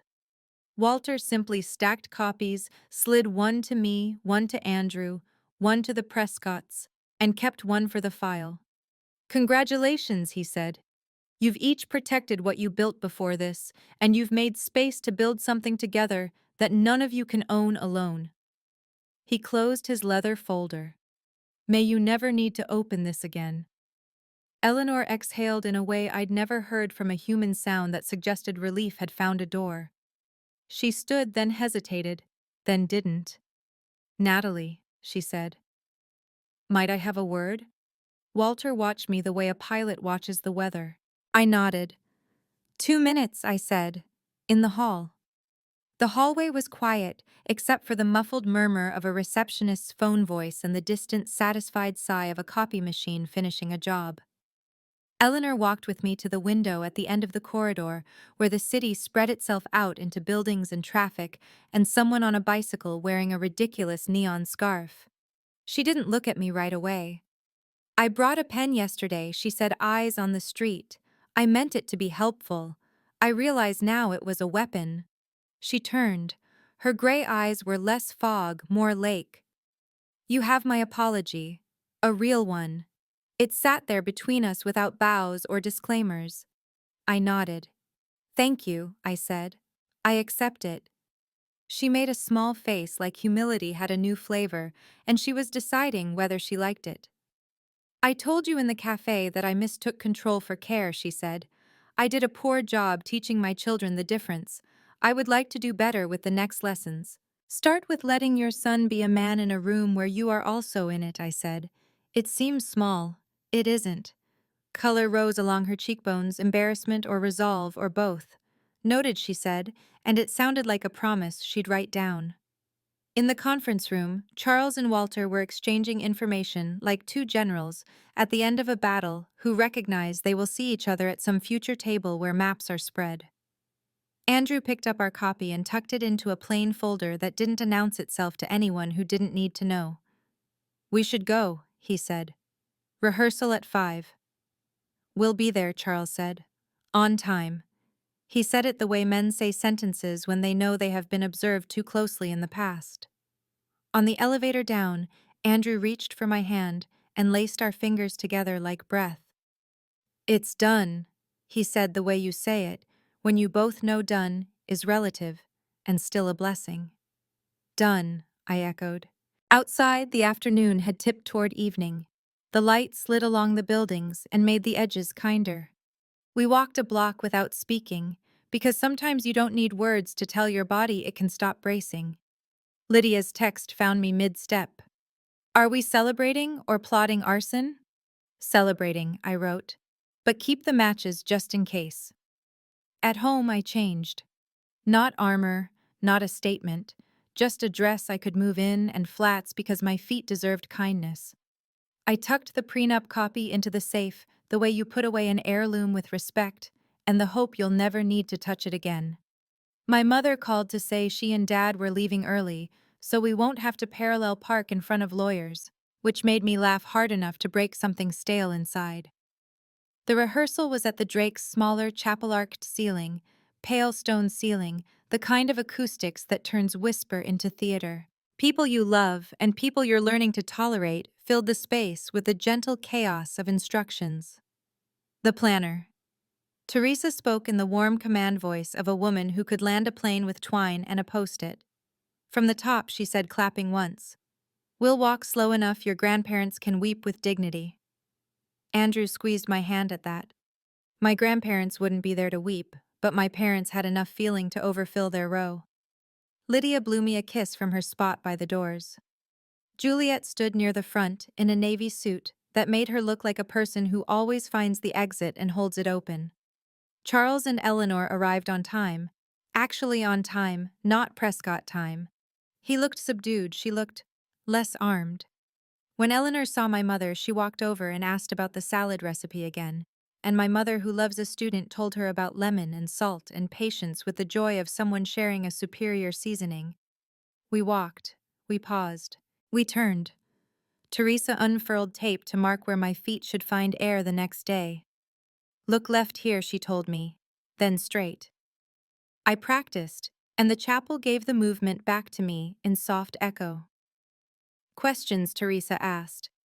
A woman in a powder blue suit raised a hand as if we were in court. Witakarone, of Eleanor's oldest friends, the federal judge, whose approval seemed to be a currency. "Yes," she said, and her voice found its marble. "Will there be speeches at the rehearsal dinner? It would be lovely to hear about Natalie's journey into the family." Lydia caught my eye and made a face that translated to, "Please let me." But I shook my head with the smallest movement. Juliet stepped forward before anyone else could fill the air. "Two speeches," she said, "short. One from me, one from Andrew's friend Marcus. And if anyone else feels moved, we'll hand them a napkin and a pen and ask them to write it down for the book." She smiled with all her teeth. "We're keeping tonight about logistics. Tomorrow is for love." The judge nodded as if she had written the rule. Eleanor glanced at Juliet, and I saw pride do a small surprise thing in her throat. On the next run-through, Charles drifted to stand by Andrew the way fathers do when they remember they can simply be a presence. He kept his mouth closed, which might have been the bravest thing he did all week. After the fourth lap down the aisle, Teresa declared us competent enough to risk vows. People dispersed in clusters that smelled like perfume and promise. I found my parents near the front pew, where my father was pretending not to cry preemptively. He hugged me carefully, hands at my shoulders like he had when I was 16 and had cut my own hair and needed a rescue. "You did good," he said. "Grammar, Dad," I teased. "You did well," he said, correcting and then not caring. "I like that Walter fellow. He looks like he knows where all the exits are." "He does," I said, and my mother laughed, sliding her arm through mine. "We brought something," she added, digging in her tote, the sturdy canvas one she takes everywhere, as if the apocalypse might require snacks. She produced a small square of lace.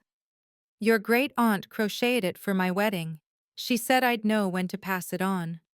I think that time is now." It was delicate and resilient, like the women in my family, like me maybe.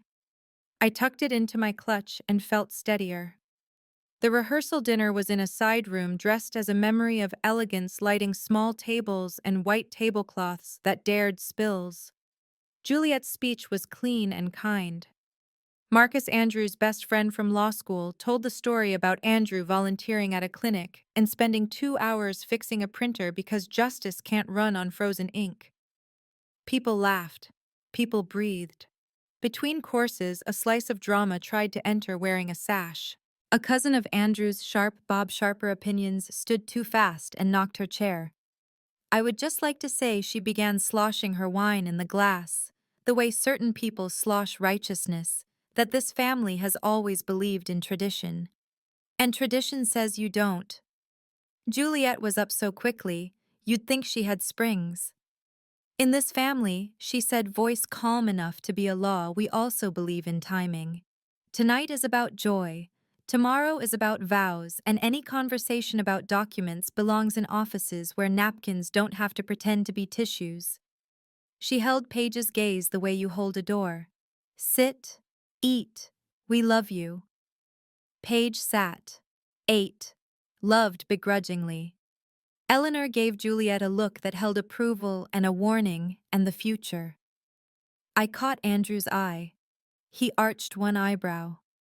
We had our own dialect, now permission and humor, and were okay mapped in small muscles. Under the table he reached for my hand. His thumb traced a slow private circle on my knuckle. It felt like a promise made in a language you don't speak out loud. After dinner, people drifted into goodnights and see you tomorrows. The city outside had put on its evening sequin headlights, window lamps, and that one billboard that cycles through 3 ads like a bored chaperone. Andrew walked me to the car his dad had arranged but hadn't commandeered. Tomorrow, he said, unnecessary and still perfect. Tomorrow, I echoed. We didn't try to turn the word into anything bigger. We let it be what it was, a line that had made it this far. Back in my apartment, quiet came in with me like a well-trained dog. I placed my clutch on the table next to the photograph of my grandfather and the kite. I took off my shoes with a noise that sounded like relief. Lydia texted, no arrests, 10 out of 10, see you tomorrow on a legal high. I started to reply and stopped when my screen filled with an alert from a local society blog own of those snide little sites that survives on rumor and thinly disguised misogyny. Prenup drama in the Prescott Dynasty. Sources say bride demanded special terms. There was a photo of me from 6 months ago at a charity luncheon cropped to make me look like a villain in a t-shirt about to steal someone's lunch money. My stomach did a small involuntary drop, then stopped. I sent the link to Andrew and Juliet, with a single word. Ignore. Juliet replied immediately. Already on it. I'm calling the editor. Also refreshing the page shows comments disabled. A friend of mine at the paper owes me. Sleep. Andrew wrote, I hate that they make money off cruelty. But I love that you're not scared of sentences that start with sources say. I typed, I have my own sources. They're called facts. And then good night, one more sleep. I put my phone face down and let silence do its work. The kettle sang. I didn't make tea, I didn't need it. I washed my face with the deliberateness of a person who has decided to take care of herself, even when the internet has opinions. I set out the cream dress for the morning, the one that felt like a quiet answer. I put the lace from my mother into its pocket, like a small stored breath. I slipped into bed and stared at the ceiling where city light draws pale rectangles like blank pages you're about to write on. I thought of the day's small hooks and clean transitions, the pen hovering the non-addendum, the signatures, the hallway apology, the aisle tape, the judge's raised hand. Juliet saved the blog's attempt and its fail. I thought of the things we'd refused, presumption, delay, morals as a leash. I thought of the things we'd chosen, transparency, boundaries, the boring strength of fairness. Sleep arrived without waiting at the doorway. Morning began with a knock I hadn't expected. Not frantic, not insistent, just there. I pulled on a sweater over my tank and opened the door to Eleanor holding a slim box the color of sky just before it decides. No diamonds, no crest. She looked almost nervous. May I? She asked. I stepped aside. The apartment made room for her. She took in the photograph, the flowers Lydia had left, the neat stack of books on the side table with sticky notes like flags. I won't stay, she said, and set the box on the counter. This was my grandmother's. She wore them when she married a man who didn't deserve her, and again when she remarried a man who did. Her mouth quirked. I prefer the second story. I think you will too. Inside the box, nestled in silk that had learned its task, were sapphire drops, in a setting so simple it felt like courage. Not an apology, a bridge. Something old, she said. Something blue, if you want. I touched one with a fingertip, as if my hand could tell me if history was warm. Thank you, I said. I'll wear them. I lifted my chin, met her eyes. I'll wear them as myself. That, she said, is the only way anything beautiful belongs on a person. She hesitated. Your mother's lace. In my pocket, I said. For later. She nodded relief, loosening something in her shoulders. At the door, she paused. I told a blog to stop, she said almost lightly. It felt very modern. I laughed. Thank you. She waved a hand as if batting away flies. I did it for me, she said. I'm tired of letting other people write our stories. She lifted her chin in a gesture that had always read as imperious, and today read as human. 3 o'clock yesterday was the last time I let a deadline feel like a threat instead of a kindness. After she left, I stood with the earrings in my hand until the light found them and made a small blue galaxy on the counter. I breathed. I put them back in their box for an hour. I texted my mother. Your lace is ready. Lydia. Meet you at Hare. Andrew. See you at the aisle, not before. He wrote back a single steady word. Yes. When I caught my reflection, I didn't look like a woman who had waged a war. I looked like someone who had insisted the room using the right map.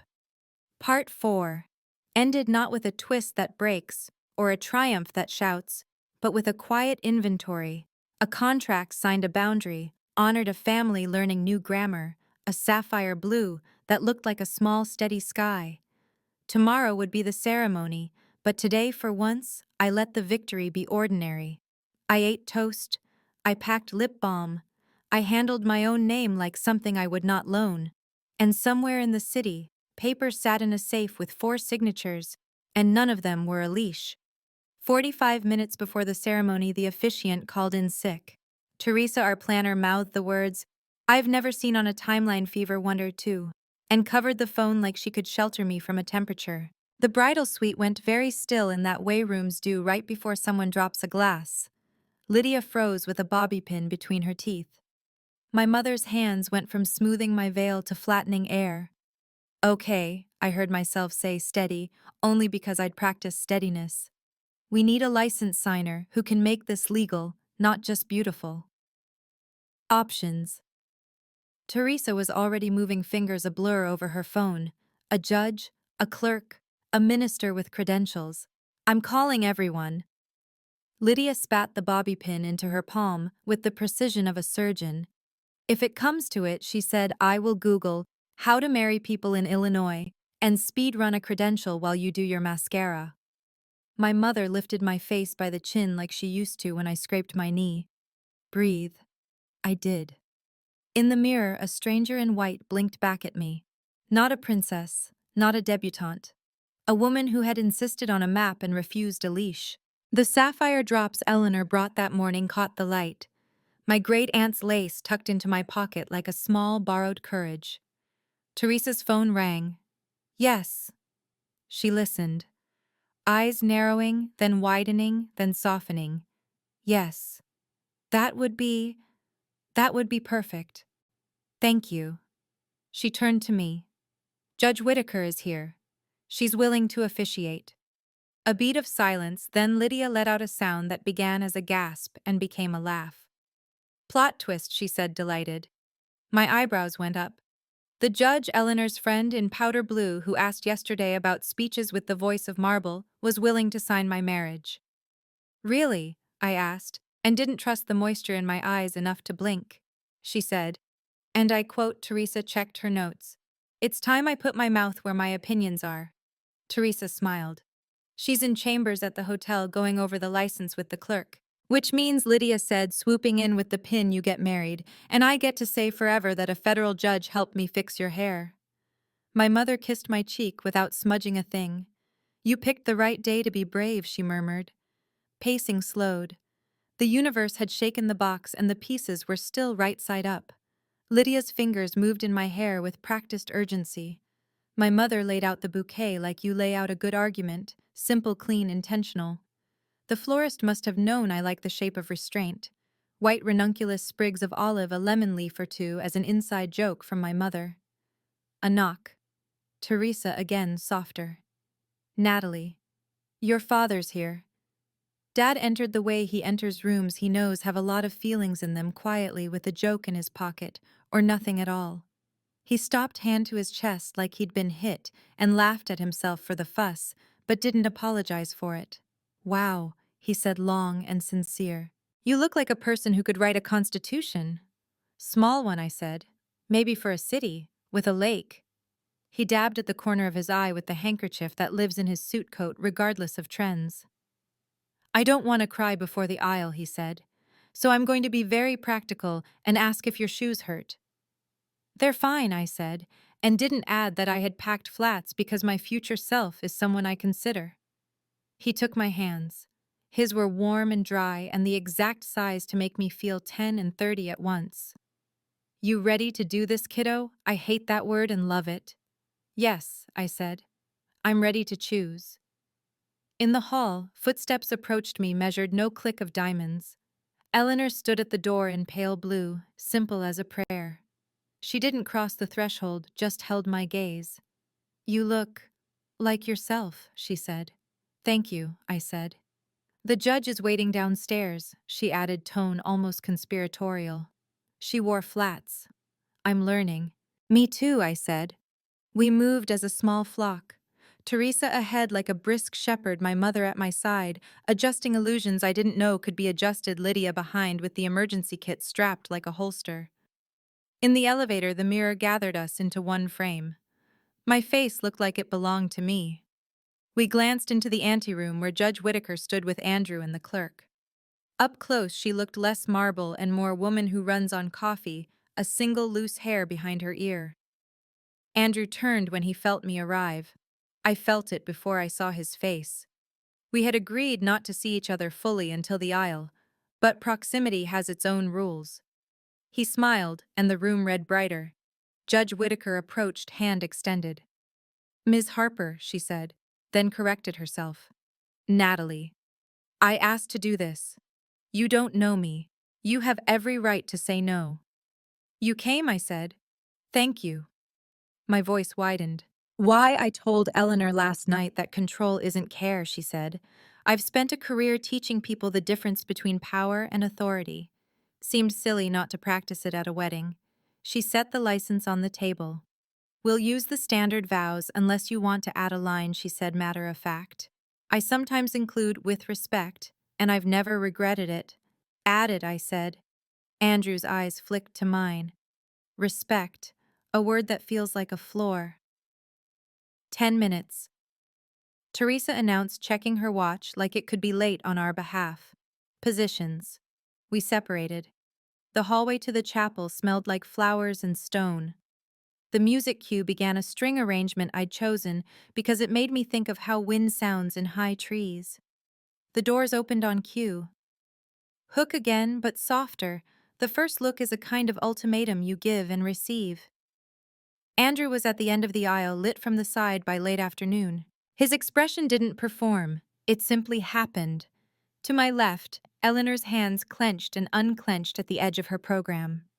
To my right, Charles stood with his shoulders slightly forward, a posture I'd come to recognize as attention without intrusion.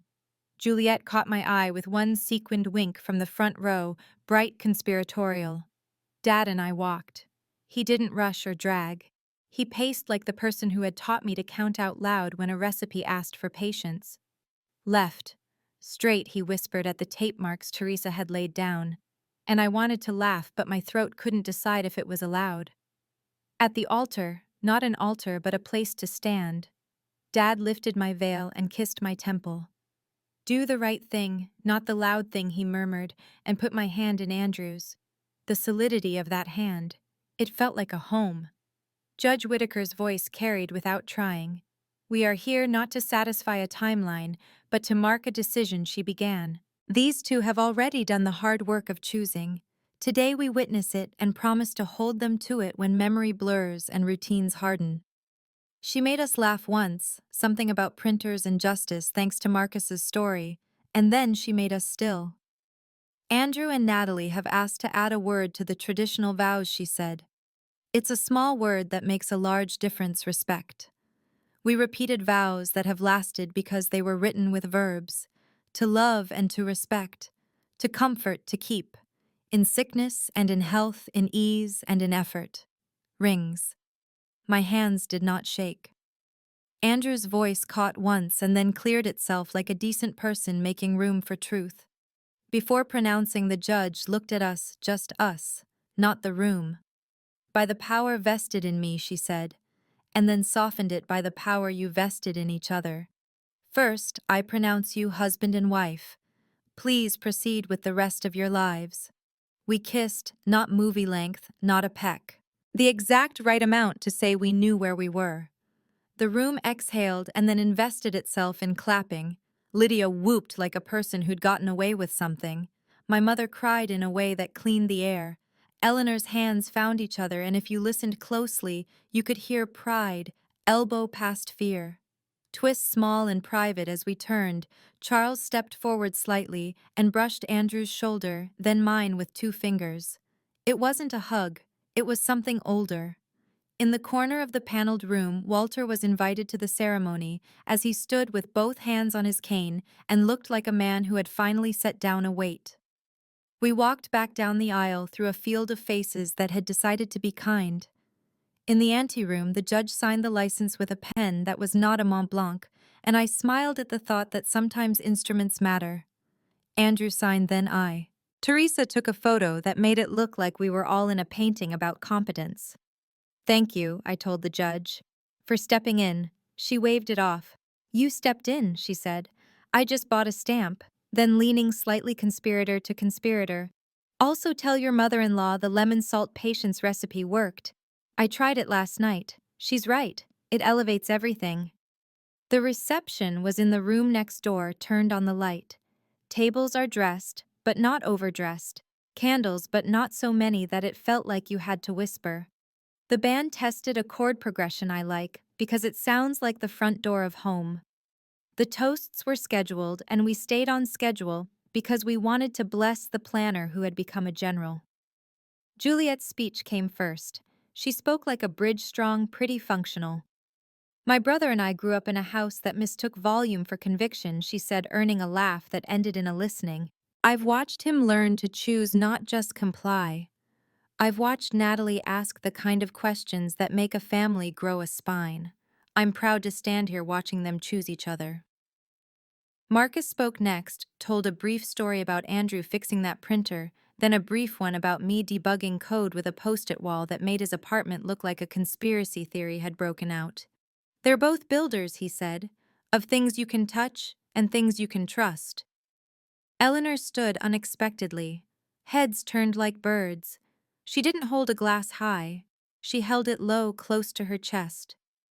I gave Natalie something blue this morning, she said. It belonged to a woman who hated being told where to sit. Today I learned to move my own chair. I am sorry it took so long. She looked at me directly, then at Andrew. May you always know the difference between boundaries and walls. May our family learn it from you.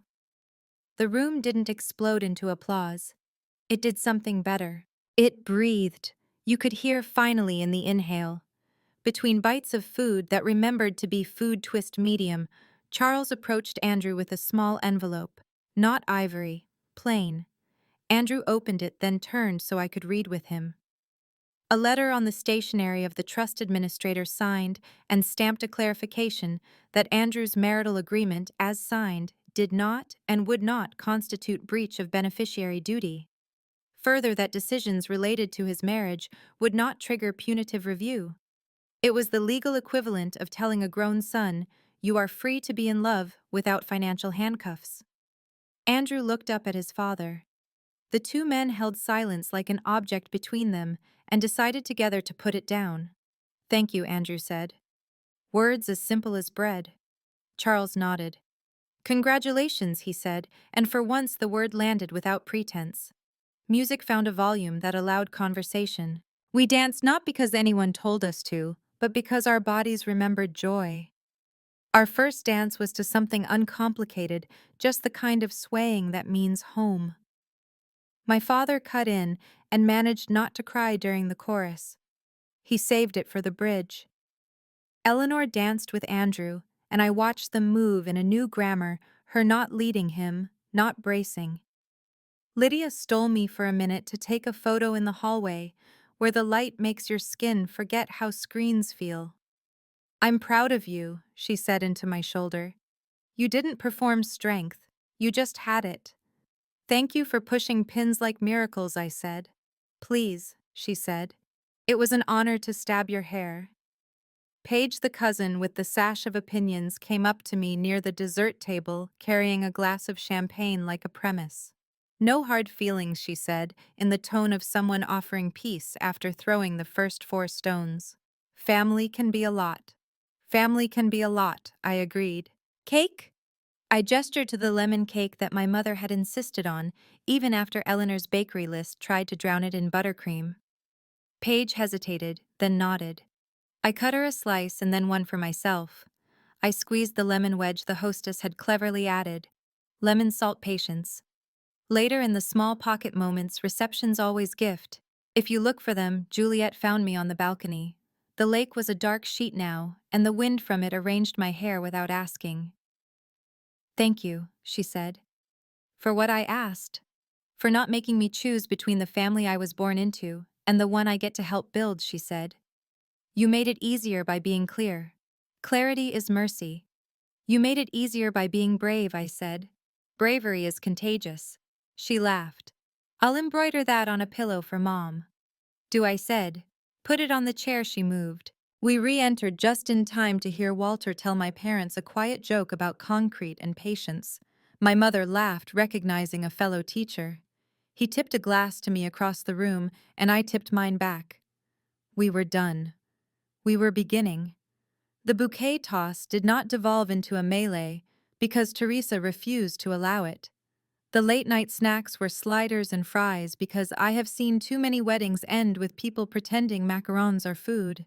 We signed the last paperwork that lets a venue release your deposit, and I didn't read it because I trust Teresa, like you trust someone who gets planes down in weather. When it was finally blessedly the hour for goodbye, we hugged the necessary people, the necessary number of times, parents' best friends, the judge who officiated with flats, the planner who put out fires. You never saw the cousin who might be better next year. Eleanor kissed my cheek and didn't linger in the old way. She let me go in the new one. Charles shook my hand and then, after a hesitation that looked like an unpracticed courage, hugged me in the quick, awkward way men of his generation hug women they respect and don't know how to say it to yet. Andrew and I stepped out into the night that didn't care we were married, and exactly because of that, it made it feel real. The car door thunked closed with the comfort of a safe sound. My hand found his on the seat between us. We both looked down like the first time. "Hi," he said. "Hi," I said. He laughed, short, tired, happy. "You okay?" "I'm good," I said, surprised by the truth of it.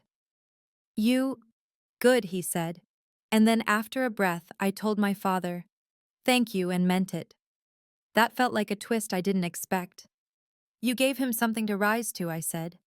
"Sometimes people take the invitation." We rode with the windows cracked, the lake air in the car. The city slid by like a friend who chose to keep walking with you. When we got home, we didn't make the day bigger than it already was by narrating it to each other. We washed our faces, put away the earrings folded, the lace, hung the dress set, the suit to the side like uniforms 2 people can wear when needed, and sat down when done. We got into bed as people who had done something hard and ordinary and right. I lay there listening to the neighborhood's particular choir, a car door, a laugh 2 floors down, a radiator sigh. My hand drifted to the place on my ring finger that was new and heavy and exactly the right size. Part 5 ends with a quiet inventory. A judge who stepped in, a father who changed a sentence in a trust, instead of changing us, a mother-in-law who moved her chair, a family that learned the difference between boundary and wall, a room full of witnesses who watched us choose. The hook that began this story, "Put your name here or it's over," had transformed into a signature that meant precisely the opposite. The curiosity gap had closed, but something better opened the part of a life where you wake up next to someone and do the work you promised. Tomorrow, someone would surely send a photo with bad lighting and a caption that missed the point. Tomorrow, a vendor will email about a napkin charge. Tomorrow, the city will ask for rent for the square it gives us to stand on. But tonight, the most dramatic thing in the room was the kettle finally cooling and the sound of two people breathing the same air on purpose. 48 hours after the wedding, a white envelope with the Prescott crest arrived like a bouquet with thorns. Attendance mandatory. The card read in a serif that mistook itself for authority. Below, a calendar for the next 12 Sundays was printed with our names in small, obedient letters. Natalie and Andrew, alongside Prescott Family Dinner Lake Forests. 00 p.m. No RSVP line. No question mark. Just ink that presumed our bodies would move where a program told them to. Underneath the card sat a second envelope thicker. Gift. The note on top said in Eleanor's tidy hand. I opened it and found a consulting agreement from the family firm regarding their technology modernization initiative. The first page was flattery, valued expertise, thought leadership, and synergies. The fourth page was meat. All deliverables, including derivative ideas, shall be considered work for hire. All intellectual property, whether pre-existing or developed during the term, shall be assigned to Prescott and Prescott LLP.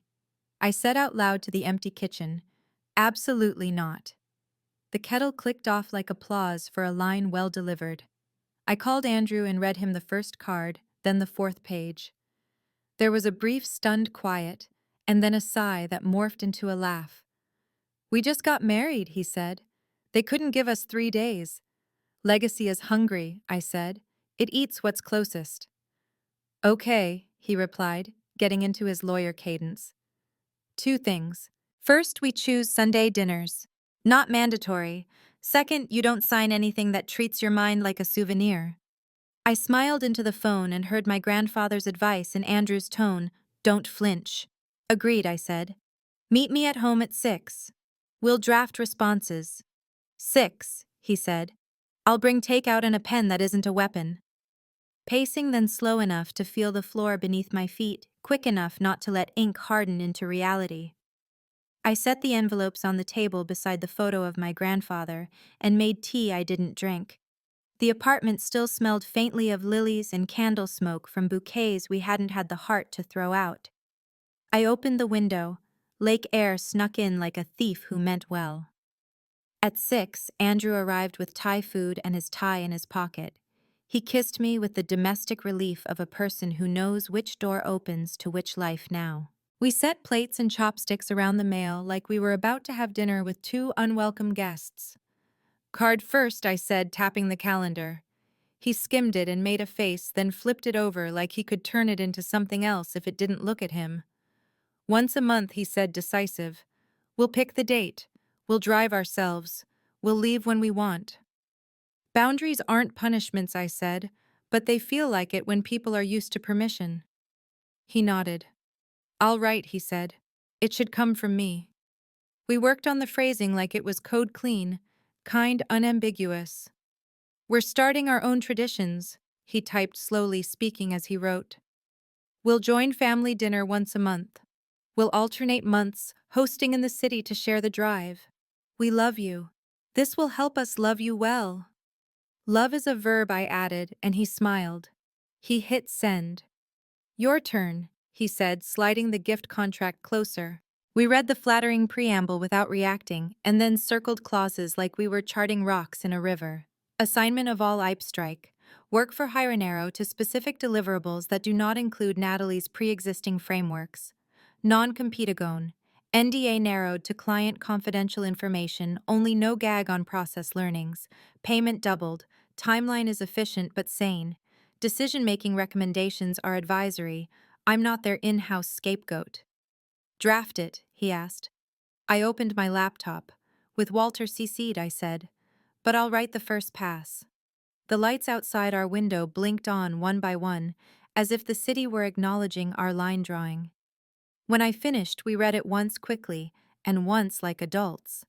Andrew kissed the top of my head. Send, he said. I did. Then I turned to him with the grin I save for small victories. We negotiated two things before dessert. Are we married now? He laughed, dumping noodles into a bowl. You negotiated a century, he said. I just hit send. We ate with the clean appetite of people who finally understand what hunger is for. After we put the dishes away and the envelopes back in their sleeves, not because the fight was over, but because we'd chosen not to let it sit on the table like company. The next morning, Eleanor wrote back to the dinner email with a single line. Once a month is civilized. No smiley, no sting. Charles replied with understood. We'll see you on the last Sunday of the month. 10 minutes later, a separate email landed from Charles regarding the contract. Let's discuss your edits. Lunch. My office. No. I said to the screen before it could pretend to be polite. I typed happy to discuss. Let's meet at the firm but include your CTO and outside counsel. And Andrew. And Walter if necessary. He wrote back quickly. CTO will be present. Counsel is unnecessary for an initial conversation. I sent, I'm a woman in tech. Counsel is always necessary. He did not reply to that which qualified as growth. Hook day of the meeting, I walked into Prescott & Prescott LLP in a navy suit that meant water when you tried to cut it. The lobby wore its decades like pearls. The receptionist offered coffee in the tone of someone who knows exactly how to make you wait without annoying you. Charles appeared with the CTO soft-spoken woman named Priya in her 30s, with a notebook thick with tab sand, a partner I didn't know Adam who smiled like he owned adjectives. We appreciate your time, Charles said briskly. We're eager to modernize responsibly. Same, I said, shaking Priya's hand with interest. Your stack, she brightened. Legacy systems are a predictable mess. We need a path that doesn't kill billing while we migrate. Then we start with facts, I said. Discovery, data mapping, user interviews, a pilot that fails small. Priya smiled like someone had taken a weight from her lap. Adam frowned like someone had moved his chair without asking. Charles took notes, which was new, and I felt something loosen. We got to the contract. I slid my marked-up copy across. Narrow work for hire to specific deliverables, I said. No IP assignment. I will bring my frameworks in. You can't own them because you didn't build them. NDA mutual and specific. Payment industry rate. I named a number that made Adam's eyebrows climb, and Priya's shoulders drop presumably because she'd fought for the budget already. Decision-making advisory. If you decline a recommendation, you decline the outcome. Charles listened.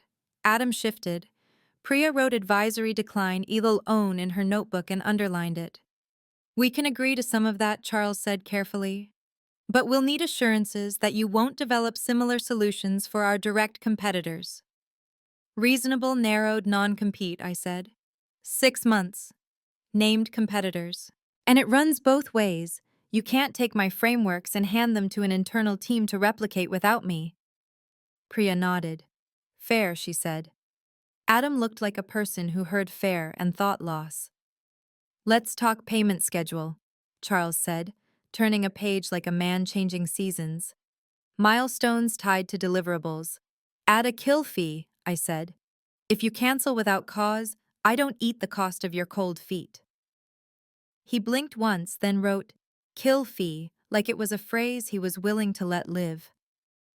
We moved through the rest in a logic that felt like a well-planned migration. One tripped, we just pressed next with purpose. At the door, Priya shook my hand a second time. Thank you, she said lower. I've been saying some version of this for months. They heard it when you said it. They heard it because you did the waiting first, I said. I just bought taller boots. She laughed, short, thrilled. Email me your framework, she said. I'll send you our map. We left the conference room with a body on the floor, and it wasn't mine or my IP. As we stepped into the hall, Adam hung back and spoke in the voice men use when they're trying to be quiet and still want to be heard. For what it's worth, he said, the work for hire clause is standard. Not in my shop, I said, and any shop that standardizes taking women's minds for free is a shop that needs to reconsider its ethics. His smile vanished like a window shade pulled down. Duly noted, he said. Back outside, the world was full of ordinary noises, a bus making a long announcer's sigh, a kid on a scooter narrating his own success. Andrew called before I reached the corner. "How'd it go?" he asked. "They tried to be reasonable," I said. "You taught them how," he said. "Your father took notes," I added, because he'd want to know, and because it meant something. Andrew exhaled a laugh. "Call Walter," he said. "He'll enjoy the phrase kill fee in a law firm." "He'll frame it," I said. We were allowed a few quiet weeks after that. The Sunday dinner experiment worked because we kept it boring. We drove ourselves to Lake Forest on the last Sunday of the month, arrived at 6:00 p.m., and left at 8:15. The first time Eleanor slipped and said next Sunday out of habit. The third time she caught herself and said next month. Progress looked like those small edits.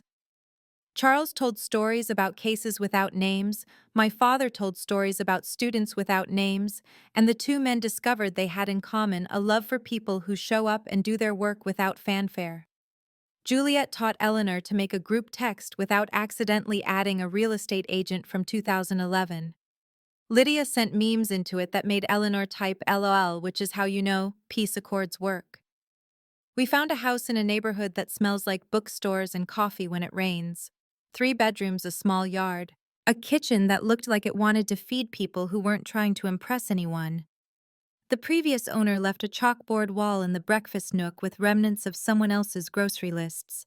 Writing that felt like a blessing from another life that worked. We wrote an offer and attached a letter that didn't mention names or legacies, just what we wanted: light, a place to put a table, the sound of ordinary mornings. Eleanor asked if we wanted a starter gift, a check toward the down payment. She asked correctly without strings or subtext. I surprised myself by not being defensive. "Thank you," I said. "We'll handle it. But will you come to dinner on our first Friday?" I could hear her smile over the phone. "Yes," she said. "I'll bring lemon and salt and patience." We moved in with the help of friends and 2 professional movers who knew how to carry a piano that doesn't exist. The first night, Andrew and I sat on the floor eating takeout from a place that takes cash only, and played the game where you name what each room is for, so the house knows who it is. This room is for quiet coffee.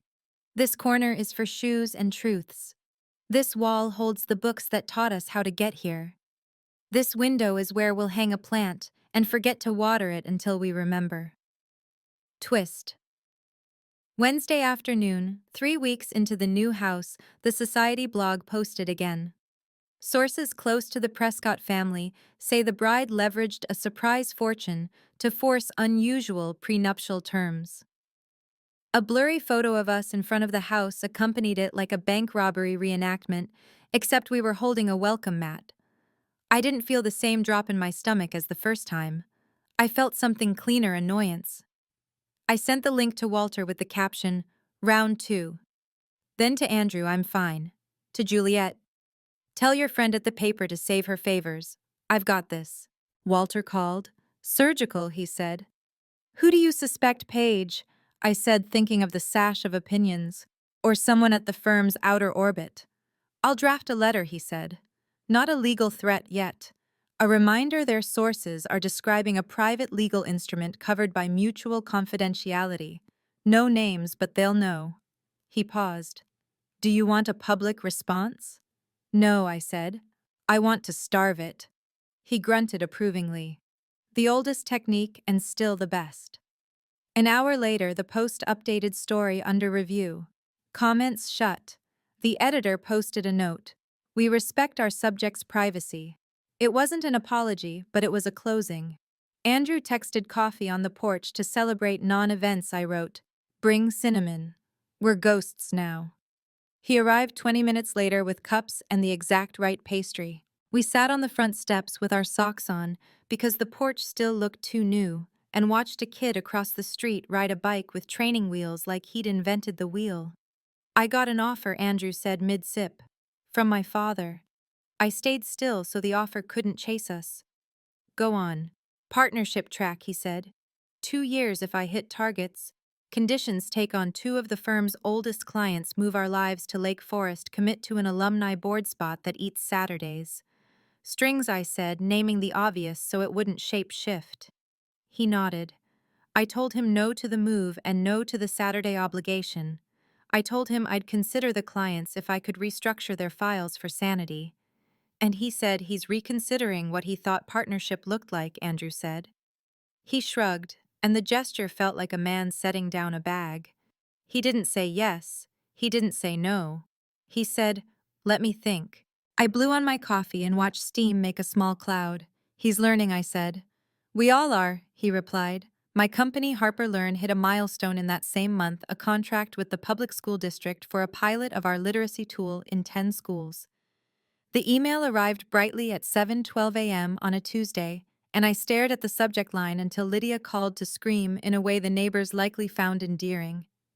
We celebrated with sourdough pancakes at the diner that never wipes its chalkboard menu. While we waited for food, a woman in scrubs at the next table leaned over and said, "Your app made my niece try reading out loud for a whole hour." "Thank you." She waved off our thanks and left cash under her coffee. That afternoon, Charles sent a note, saw the district news. "Congratulations. When you have a moment, I'd like to ask your advice on a pro bono initiative for education access. Not a power play. A request." I said yes.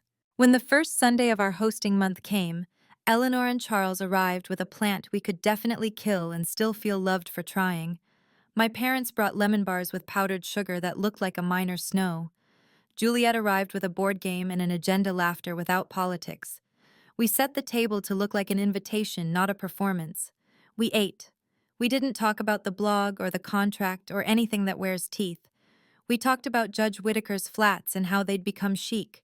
We talked about Priya's map and my mother's lace, and the way the lake makes September feel like a new pencil. In the lull between plates, Eleanor asked simply like, reaching for salt, "Can I see your office?" She meant the table in the corner I'd claimed with my laptop and notebook stacks and a small plant that had not yet given up. "Of course," I said and led her there. She stood in the doorway and looked like a person visiting a museum where the art is the kind you can touch. "I'm trying," she said finally quietly, "to understand where work happens when it's your mind and not a building." "Both are real," I said. "One is just easier to photograph." She smiled. "As a woman who's spent decades being photographed for the wrong reasons, I'll take the mind." After dessert, Charles asked Andrew to walk outside for a minute. I watched them disappear down the sidewalk to the corner and back, their heads inclined toward each other in a way that looked less like strategy and more like learning. When they returned, Charles shook my hand and said, "I look forward to reviewing your Phase 1 report." It sounded like thank you in his dialect. That night, after everyone left and we opened the windows to let the house exhale, I stood in our kitchen and made a small inventory on the chalkboard wall like a prayer disguised as a list. Boundary Sundays monthly. Working. Contract firm advisory, no IP assignment. Signed. Gossip starved. Partnership pending, strings cut.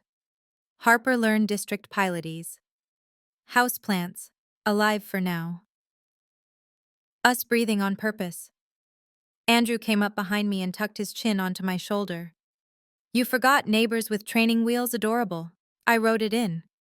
He laughed, then kissed the spot below my ear like the world was its right size. "Do you ever think about the ultimatum?" he asked, not as a wound but as archaeology.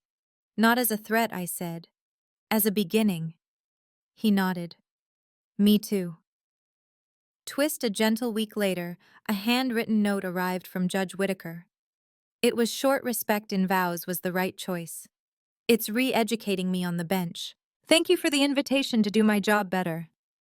I left it on the bookshelf where I keep books without dust jackets because I like to see the spines. We didn't become different people overnight. I still woke up some mornings braced against a world that has asked women to sign away their names. Andrew still flinched when his phone lit up with his father's number. Eleanor still paused too long before asking a question she'd once have commanded. Charles still preferred a room with documents in it to a room with feelings. but we were making a house where none of that needed to become a leash. Part 6 ends in a kitchen where paper lives in a safe and groceries live in a bowl. The hook that opened this chapter, mandatory dinners, a gift that was a trap, met its match in sentences we wrote on our own letterhead. Pacing found a new rhythm, swift when necessary, patient on purpose. The twists were quieter now. The satisfying kind blog starved, a contract signed on my terms. A father considering instead of commanding, a mother-in-law learning to move her chair. We didn't win everything. We didn't need to. We won the right to decide what mattered and what didn't, to say yes in a Thursday kitchen without asking permission to spend Saturday buying a new lamp because the old one made the room feel like a waiting room. We won the space to build, which is what I'd always wanted, a life that didn't require my surrender to be considered elegant. At 9:17 a.m., the subject line stopped my breath so cleanly I had to remember how to inhale. Ethics Inquiry Pilot Pause. The email was from the district's procurement officer, Ms. Rivera, a woman whose signature block usually made me feel like competence had a font. Natalie, we've received an anonymous complaint alleging a conflict of interest related to your recent marriage and a potential IP entanglement with Prescott and Prescott LLP. Out of an abundance of caution, we are placing a temporary hold on the pilot kickoff pending a brief review. Please send a statement regarding any potential conflicts and your data governance practices by 2 p.m. today. Mr. I stared at the screen until the edges blurred and then snapped back into focus. Out of habit, my hand went to my pocket and closed around the piece of lace my mother had tucked there at our wedding. I'd forgotten I'd carried it into Monday. I spoke out loud so the silence wouldn't grow teeth. Okay. Facts. Find the facts. Pacing had to be deliberate. Panic wants speed. I printed the email, paper gives me a second brain, and texted Lydia. District, put the pilot on hold.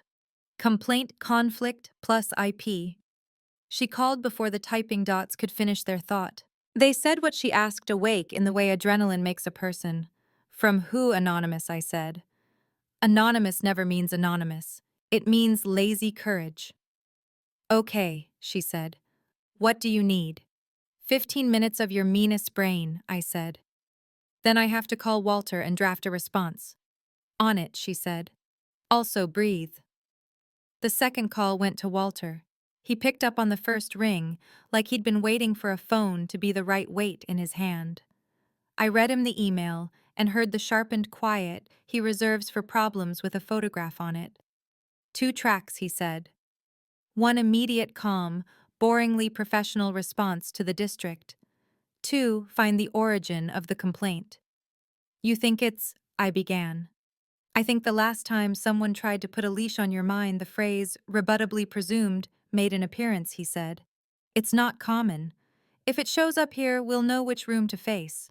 I opened my laptop and typed the bones, our conflict of interest policy, my consulting terms with the firm, advisory no IP assignment firewall, plus recusal option, data governance format, vendor management practices. I clipped in our third-party privacy review protocol, listed the auditor I preferred, Cedar Labs, out of Minneapolis, fast and ruthless in a way that clears air, and offered to do it publicly. I told Ms. Rivera I understood the caution and welcomed the audit. I meant it. If this was a trap, I was going to climb out of it, using transparency like a ladder. Before I hit send, I read the complaint again. The district had attached it as anonymous letter.pdf. It began with a subject line someone thought was clever, protecting students from predatory vendors. Paragraph 2 contained the tell Walter had predicted. Any work conceived during the term should be rebuttably presumed to be influenced by marital resources and professional access. The phrase sat there like a fingerprint. I sent the district our statement at 10:05 and CC'd Walter and our ops lead. Then I fired a message to Andrew, heads up. District pilot temporarily paused for review. Anonymous complaint uses a phrase from the firm's original IP grab draft. I'm fine. Do not panic. Just a heads up. He texted immediately. Meeting at 12. My office or yours, yours. I wrote, We might need your conference room and possibly a firewall that isn't metaphorical. He replied. Booked. Also, I love you. Sorry if that's not conference appropriate. I smiled despite the way my stomach felt. It's always appropriate. Ms. Rivera responded at 10:24. Thank you. This is the most thorough vendor response I've ever received. We'll schedule Cedar Labs. Please plan for a brief call at 1 p.m. Lydia showed up at my door carrying 2 croissants and a look that could break a rumor in half. Before we strategize, she said, butter. We ate like women who understood breakfast is a weapon. Then we put our plates in the sink and made an ugly little map of who might benefit from a pause. A competitor who hates losing a blogger with a hatred for complicated women, someone in the firm's outer ring irritated that I didn't sign my brain away. Paige, Lydia asked because she is as honest as a scalpel. She learned I said, I'm not guessing without a reason. Then the partner with the adjectives, she said, and I didn't argue. At noon, I headed to Andrew's office with a folder of printed calm. The security guard waved me through like he'd been told I belonged. In the elevator, I smoothed my blazer with a hand that had learned not to shake. The conference room Andrew had booked overlooked the lake, which made me feel steadier. Water doesn't take orders from anyone. He stood when I entered, kissed the side of my head, and held on a second longer than usual. When we sat, he slid a legal pad across the table with 2 lists already started, district and origin. District is straightforward, he said. You've already done most of it. Offer the audit. Remind them of the opacity clauses in your prenup and consulting contract, and put in writing that the firm has no role with Harper Learn. Origin is trickier. The door opened, and Charles stepped in with Priya behind him. For a second, I wanted to stand. I didn't. Charles closed the door gently, like he understood the difference between shutting and slamming. I received a copy of the complaint, he said without a preamble. He looked at me, not past me. It found its way to our general inbox with a blind CC to external counsel. His mouth tightened. It quotes a phrase our firm uses sparingly. Rebuttably presumed, I said. He nodded, not pleased to be right. Priya took a seat and opened her notebook like an ally. Adam met with a representative from LinguaMax last week, she said, eyes on her notes. Lunch on Tuesday. Calendar entry said community outreach. He came back with questions about your frameworks in a tone I recognized. Anger can be a clean engine or a dirty one. I chose clean. So the partner who pushed work for hire language lost a sale and then weaponized a rumor he helped write, I said. Not a question. Charles's jaw did a small, pained move. I will not shield misconduct, he said. I also won't convict on circumstantial evidence. But no one uses that phrase by accident. Andrew leaned forward. We need a formal ethics wall, he said. Now. Natalie's contract gets a written firewall with recusal. Any partner who touches a competitor is excluded from this engagement. And I want to see who was CC'd on the original draft that contained that phrase. Priya nodded. Done on my end, she said. I'll forward the ethics wall we use for litigation conflicts and adapt it. Charles didn't argue. He didn't enjoy the taste of it, but he didn't spit it out. I'll issue the memo, he said. Today. Thank you, I said. I meant it in the way you mean it when people finally do what they should have done first. At 1 p.m., Ms. Rivera called in. We put her on speaker. We've scheduled Cedar Labs for next Tuesday, she said. 2-day privacy and security review. They'll observe your codebase and data flows with district data. If all is well, we greenlight the pilot on Wednesday. Good, I said. We'll give them everything: architecture diagrams, a data protection impact assessment draft, and our anonymization protocols. I'd also like to publish a plain language summary for families. Ms. Rivera's voice warmed. You're the easiest vendor I've worked with this month, she said dryly. Which, given the subject line I sent you, is saying something. We care about the right things, I said simply. After the call, Walter's email landed. He'd attached a letter addressed to LinguaMax's counsel CCing their board. We're aware of an anonymous complaint filed with the district regarding our client. The complaint contains a distinctive legal phrase taken verbatim from a draft proposed to our client by Prescott and Prescott LLP. We're assuming good faith. If your client used materials from any attorney in any way that mischaracterized our client's posture or violated confidentiality, we expect a clarification and withdrawal. Otherwise, we will explore remedies for tortious interference. We prefer not to. Tidy Andrew said, scanning. Scary without sounding like it's trying to be. Walter's brand, I said. By late afternoon, a reply came from LinguaMax's counsel. We did not author the complaint. We do not endorse anonymous claims. If any of our contractors engaged in misconduct, we condemn it. It read like a man backing away from a door he hadn't realized was glass. I forwarded it to Ms. Rivera with a brief note and spent the evening doing the only thing that makes waiting tolerable: dishes. Soap, water, towel, repeat. Andrew dried. We didn't narrate our dread. We let the plates be the work. The next morning, Cedar Labs sent their scope doc. It was a thing of beauty checklist that made my heart glad. At 10, their team lead, a woman named Rena, who sounded like she wears sneakers to war, called to confirm access. We'll be thorough and fast, she said. If there's something to find, we'll find it. If there isn't, we'll certify and move on. Find it, I said. Either way. We set up a war room at Harper Learn whiteboard, sticky notes, and coffee that tasted like determination. My team devs, who could out-stubborn a bug ops, who could out-organize a hurricane, showed up with the kind of grin you save for real fights. We've got you, our lead engineer, Maya said, slapping the whiteboard with a marker. Let's do the fun part. The audit began at 9 the next day. Rena's team asked for things no one outside my company had ever asked for, and we handed them over without drama. At lunch, they asked us to step out while they tried to break what we'd built. No offense, Rena said. It's better without your eyes on us. Break it, I said. An honest bruise is better than a quiet fracture. Twist 2 p.m. That afternoon, a text from Priya Adam, just resigned from the modernization engagement, citing client optics. I expect he'll take a leave. Ethics memo issued firm-wide at noon. P. Relief mingled with grief for a thing that shouldn't have happened. I wrote back, thank you. For everything you're doing that no one sees. She responded with a photo of her notebook and a sticky note that said, advisory decline equals own with a checkmark. I smiled so hard my face hurt. By late afternoon, Rena gathered us in the conference room with the posture of someone about to tell the truth.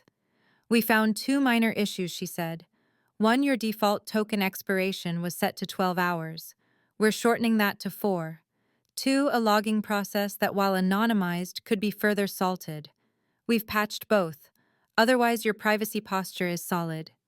She paused, then allowed herself a small grin. I'd let my kid use this. I closed my eyes for a second, because some gratitude is too bright to look at directly. Thank you, I said. We'll publish the plain language summary tomorrow. At 5 p.m., Ms. Rivera emailed Cedar Labs preliminary report received. Pilot resumes Wednesday as planned. Thank you for your cooperation. She added a line that read like a friend who had just watched you hold a door. We recognize not all complaints are about safety. Sometimes they're about winning without building. We prefer the other kind.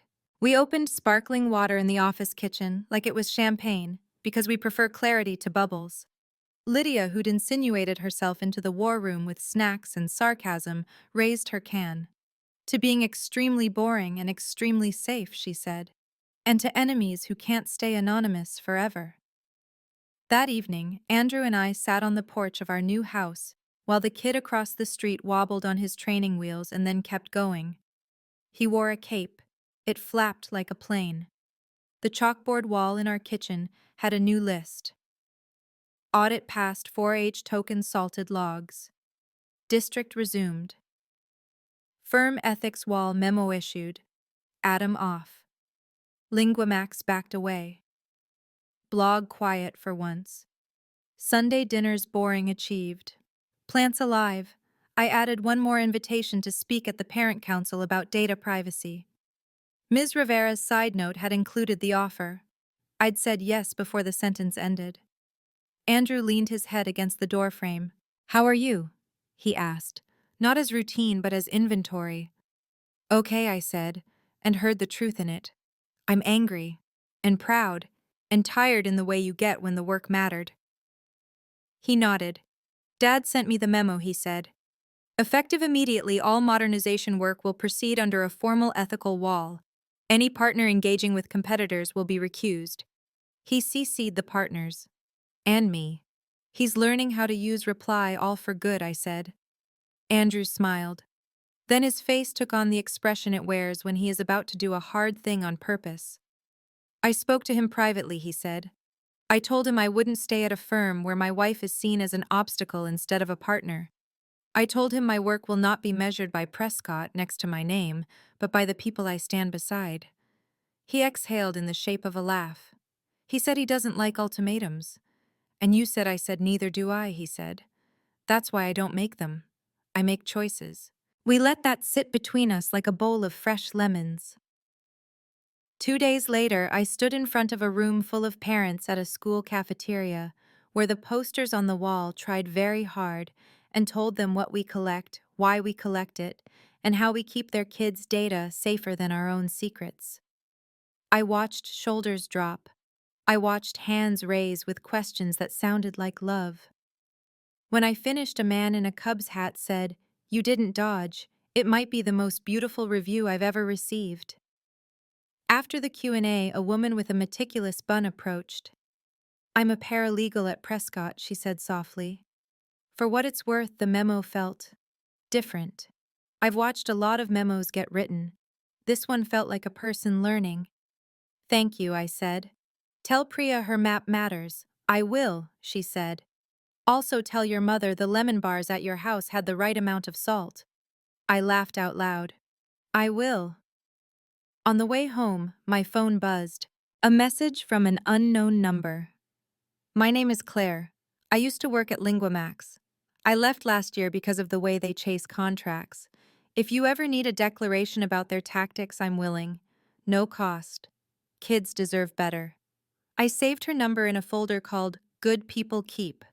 That night, we ate late and easy leftovers that are better when patience is an ingredient. I washed a plate while Andrew dried, and he said, Do you remember when we thought the story ended at the wedding I hoped it would? I said. But stories don't end at ceremonies. They begin with agreements. He nodded toward the chalkboard wall. Add this, he said. Agreement held under pressure. I did, and under it, I wrote a smaller thing for me. Steady is not silence. Steadiness is a practice. Before bed, I took off the sapphire earrings I'd worn to the parent meeting because I wanted that woman, Eleanor's great-grandmother, hear what happened today. I put them in the dish and thought of how women move their chairs. A message pinged. Eleanor. I heard about the pause and the audit. I also heard how you handled it. I'm learning the difference between secrecy and privacy. Thank you for teaching without scolding. I typed back. Thank you for listening without defending. She sent a single blue heart. I took it as a joke between us, and a promise something old, something blue, something learned. Part 7 ends not with someone getting caught by a net they threw for me, but with a net I wove ahead of time holding. The hook arrived as a threat to the thing I love building. The pacing slowed on purpose while I watched fear try to sprint past facts. The twists revealed fingerprints, and then people choosing to wipe their own hands clean. The dialogue stayed short. The transitions did the quiet work of carrying us from room to room. We didn't burn anything down. We built. We made a firewall. We passed an audit. We taught a parent to breathe. We watched a firm put a memo where its mouth was. And on the porch, a child in a cape learned how to ride without training wheels, while his father jogged beside him, hand hovering, not holding. That's all I've asked for from everyone lately. Hover kindly. Don't take the handlebars. At 6:11 a.m., my phone vibrated itself to the edge of the nightstand. I reached for it before it fell and froze on a 12-second clip of me at the parent meeting 2 nights ago, cropped grainy loud where it had to be and silent where it should have breathed. A voice mine said, We're not here to coddle panic, and the cut ended. No context, no full sentence, not the part where I'd finished. We're here to answer it with facts you can touch. Underneath a caption, Tech Bride shrugs at parents' fears. 100 comments outpacing sunrise.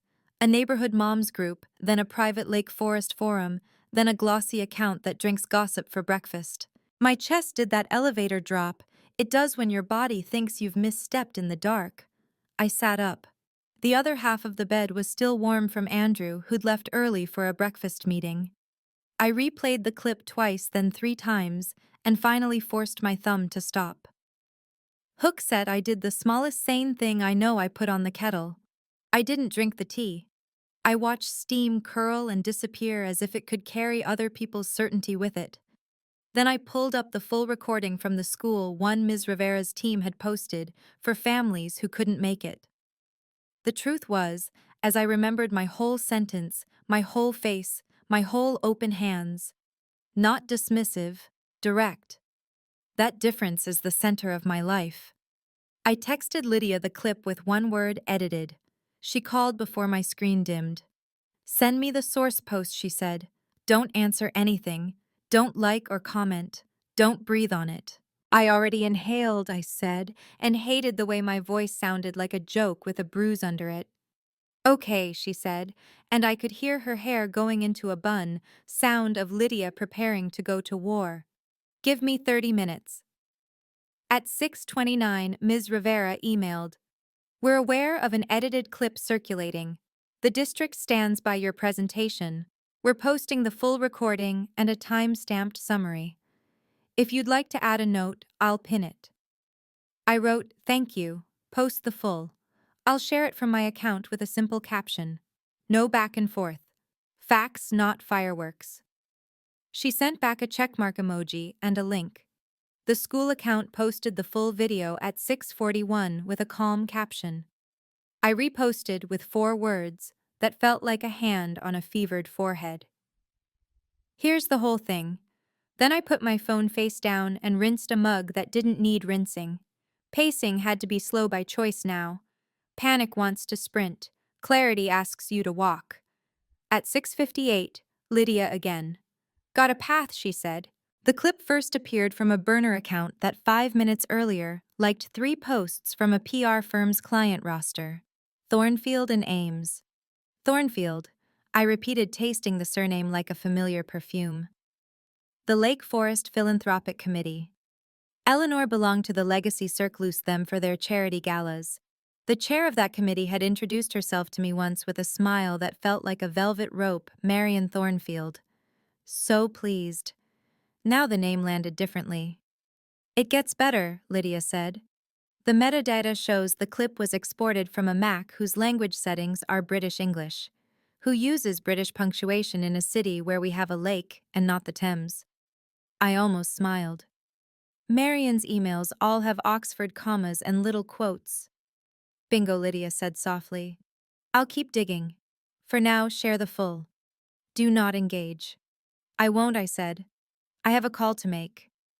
Eleanor answered on the second ring. There was no preface, no good morning. I saw it, she said.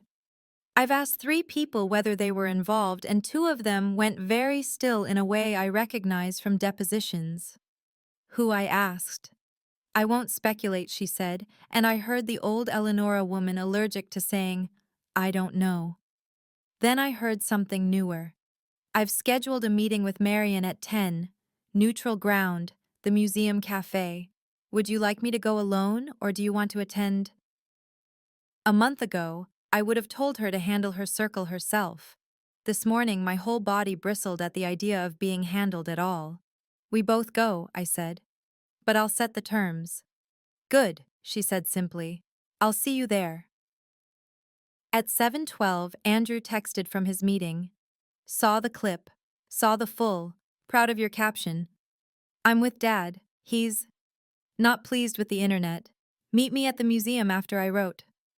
Yes, I'll be the one with the jaw, he replied. I exhaled into my tea. It had cooled. I drank it anyway. By 8, Walter was at my door, having apparently abandoned his eggs for a crisis he could chew. He shook his head once at the clip and said, We can file takedown notices against accounts amplifying an edited misrepresentation. We won't sue a rumor. Not yet. We'll use sunlight. Lydia traced it to Thornfield and Ames, I said. Walter made a small sound of recognition that contained zero affection. I've dealt with them, he said. They sell whispers as strategy. The antidote is volume of fact, not decibel of rage. I'm not angry, I said. It came out less true than I wanted. You're allowed, he said and softened. Outrage is a flare. Don't mistake it for a lantern. Bring a lantern. 10 a.m. The museum cafe had civilized light and tile that forgave. Eleanor arrived in matte navy, and flats always a tell lately. Her mouth did a small apologetic movement when she saw me, and then she squared her shoulders like a girl about to jump from a dock. Marian was already seated at a corner table with a view of the sculpture garden and the whole room. She raised a hand as if calling a waiter, not greeting a person. Natalie, she said, and the way she said my name conveyed temperature. Eleanor. Marian, I said. I set my phone face up with the volume off. Walter's idea. Before we begin, 3 conditions. We speak in specifics, not insinuations. Anything you assert about me, you are comfortable repeating on paper. And if this conversation turns into euphemism, I will end it. Marian's left eyebrow moved a millimeter. Specifics, she repeated. Very well. It seems some parents in our circle are concerned that your approach is too direct. My approach to telling the truth about what we collect and why I said, yes. Eleanor, to her credit, didn't interrupt. She watched us like a tennis match in slow motion. Marian lifted her porcelain cup. Optics matter, she said, sipping. You might try gentleness. Editing my sentence into a weapon isn't gentle, I said. It's a lie. She tilted her head. Lie is a strong word. So is tech. Bride shrugs at parents' fears, I said. You hired a firm that took my words out of their body and sold them as gossip. Was that firm following instructions? Her gaze held. She didn't blink. Our firm amplifies sentiment, she said. It did not fabricate it. The sentence was a lawyer's ribbon tied around an accusation. I pictured Walter saying ah and thought of scissors. Who asked you to amplify? I asked. Anonymous client, she said. Even to me. The cup came down softly. Eleanor, your daughter-in-law must understand that old families survive on narrative. We protect what we've built. Eleanor's jaw ticked. We protect, she said, but we do not invent. She turned to me. I did not know about this. I should have. I'm sorry. Marian's gaze flicked between us. No one is asking Natalie to bend the knee, she said, and turned the charm up half a degree. We're asking her to read the room. Rooms with bad lighting make everyone ugly, I said. I brought my own lamp. She smiled, a small bearing of immaculate teeth. So you did. She stood smoothing a dress that cost as much as a software license. Well, since you and the school have posted the full tape, this will die down. The internet tires easily. The internet does, I said. I don't. Her smile didn't falter. Welcome to the circle, my dear, she said, and left us with her cappuccino ring perfectly centered on its saucer like a target. Eleanor exhaled a sound I'd heard once at our wedding, one that meant something old had cracked and light got in. Thank you, she said, for not performing for her. Thank you, I said, for letting me speak. She hesitated. I'm moving my chair again, she said dryly. It's a workout. We laughed, a small shared thing that made the room warmer. Andrew arrived as Marian rounded the hedge like a plot twist no one ordered. He took in our faces and sat. Do I need to buy a painting as a distraction, he asked. No, I said. We need to buy time, and then we need to use it. Pacing shifted into a calmer gear, long, purposeful walk. We went to Ms. Rivera's office. We drafted a simple, unsexy statement. Here is the full video. Here is a time-stamped summary of every question. Here is our privacy posture. The district posted it, and I spent the afternoon talking, not arguing, to 3 PTA leads, to a neighborhood group moderator who'd been genuinely alarmed, to a grandmother who'd raised her hand twice at the meeting and apologized for shouting when she thought I'd cut her off. I told her she didn't need to apologize. I'd heard her. She cried anyway, and then we both laughed because we were two women who had run out of energy for offense. At 4, Lydia sent a screenshot. I saved it the way you save a child's first drawing. Thornfield and Ames's junior account had liked a comment on the edited clip before it went private again. The comment's author, a username that matched Marion's bridge club, alias I'd seen once on a donor registry. Not proof, not yet. But the outline of a hand holding a scissors. Walter filed the takedown notices. He also sent Thornfield and Ames a note so dry it might have been Tinder. We've observed edited content that misrepresents our client's statements and causes reputational harm. We assume your firm prefers to avoid entanglement with anonymous defamation.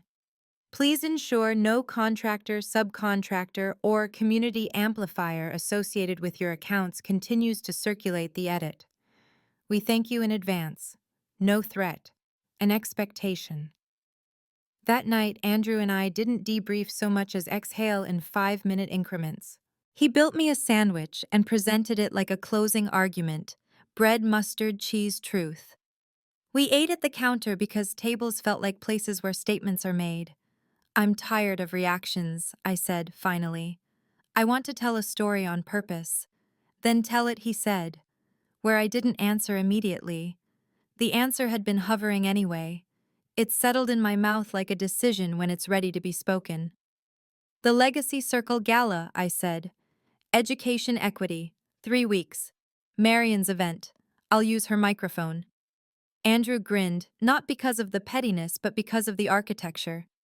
What do you need time? Receipts. An ally who's not in our house, I said. Priya. He nodded. And Juliet. Juliet. I agreed, because she knows how to move tables without anyone seeing. The next morning, Eleanor called. I've resigned from the communications subcommittee, she said. No drama. Just a sentence that knows what it did. It belonged to Marion's circle more than mine. I asked the gala chair to offer you a speaking slot. Not a toast. A substance slot. You'll have 5 minutes before the paddle raise. Take them. I closed my eyes for one beat. Thank you, I said. Don't thank me, she said. Bring your lamp. Juliet texted an hour later. Slotted you at 8:10 p.m. Priya will intro you as the only person who made me love the word advisory. I'll handle the AV so no one can cut your mic. Then, because she is who she is, wear the sapphires. It's petty and right. If part 7 had been about building a firewall, part 8 found me stringing lights across a space people keep insisting is a tunnel. I spent a day writing what I needed to say, and another day cutting it into what a room will hear. Walter read it and removed 2 adjectives. Lydia added a sentence about the audit that sounded like music to the right ears. We invited strangers to try to break our house and they failed. Priya sent a slide that looked like a blueprint, nothing flashy, everything real. Ms. Rivera offered a quote I could use. Trust is a policy, not a vibe. I practiced in our living room while Andrew pretended to be 3 different kinds of donors. The skeptic who loves kids but hates change. The philanthropist who loves change but hates complication. The quiet woman at the back who will write the largest check if she believes you'll spend it like she would. When I tripped, he waited. When I rushed, he raised a finger like a conductor who wants a heartbeat slower. The day of the gala. Lake Michigan did its excellent impression of composure for hire. The hotel ballroom had the familiar shimmer of money, trying to look like generosity. Marion moved through it like a hostess in a home she believes loves her back. When she saw me, her smile didn't reach. It didn't even try. Ms. Harper, she said, you clean up well. So do edited clips, I said evenly. Her eyes did a thing I recognized now. Calculation without heat. Break a leg, she said sweetly. Bring a lamp, I replied. Priya found me backstage with a stack of note cards she would never actually look at. Ready? She asked. I'm not going to faint, I said. That's my bar. Good, she said. Donors hate fainting.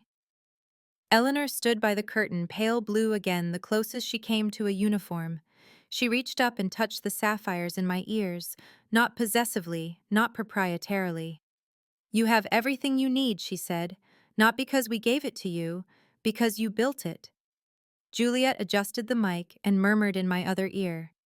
If Marion tries anything, I'll cut to an image of a golden retriever and a pie chart. People will applaud out of confusion. I laughed. It loosened the last knot. The program ran the way programs do: speeches, a video of smiling children, and a silent auction item that made someone in the front row smile like acquisition was philanthropy. Then Priya walked to the podium and made a room that thinks it knows everything. Listen. This year, she said, our firm hired a consultant who taught us how to be responsible for our decisions. She hates microphones. She loves maps. Please welcome Natalie Harper. The applause felt like weather. I walked into it and stood at the edge of it and waited for it to pass. Then I did what I came to do. I build things, I said. Software, yes. But also trust. Trust is code you run in public. I told them about the audit. I told them about the 4-hour tokens and the salted logs, not because they needed the specifics, but because they needed to feel the shape of specifics in their bones. I told them what we collect and what we will never. I told them what I said to the grandmother in the third row of the cafeteria. I will never ask you to believe me without letting you check my work. I told them that my company's posture is boring on purpose because boring is safe when children are involved. And then I did the dangerous thing every polished room hates. I asked for something it cannot buy. Ask your questions in daylight, I said. Post the full tape. Invite someone to try to break into your house. Refuse to let edited fear stand in for safety.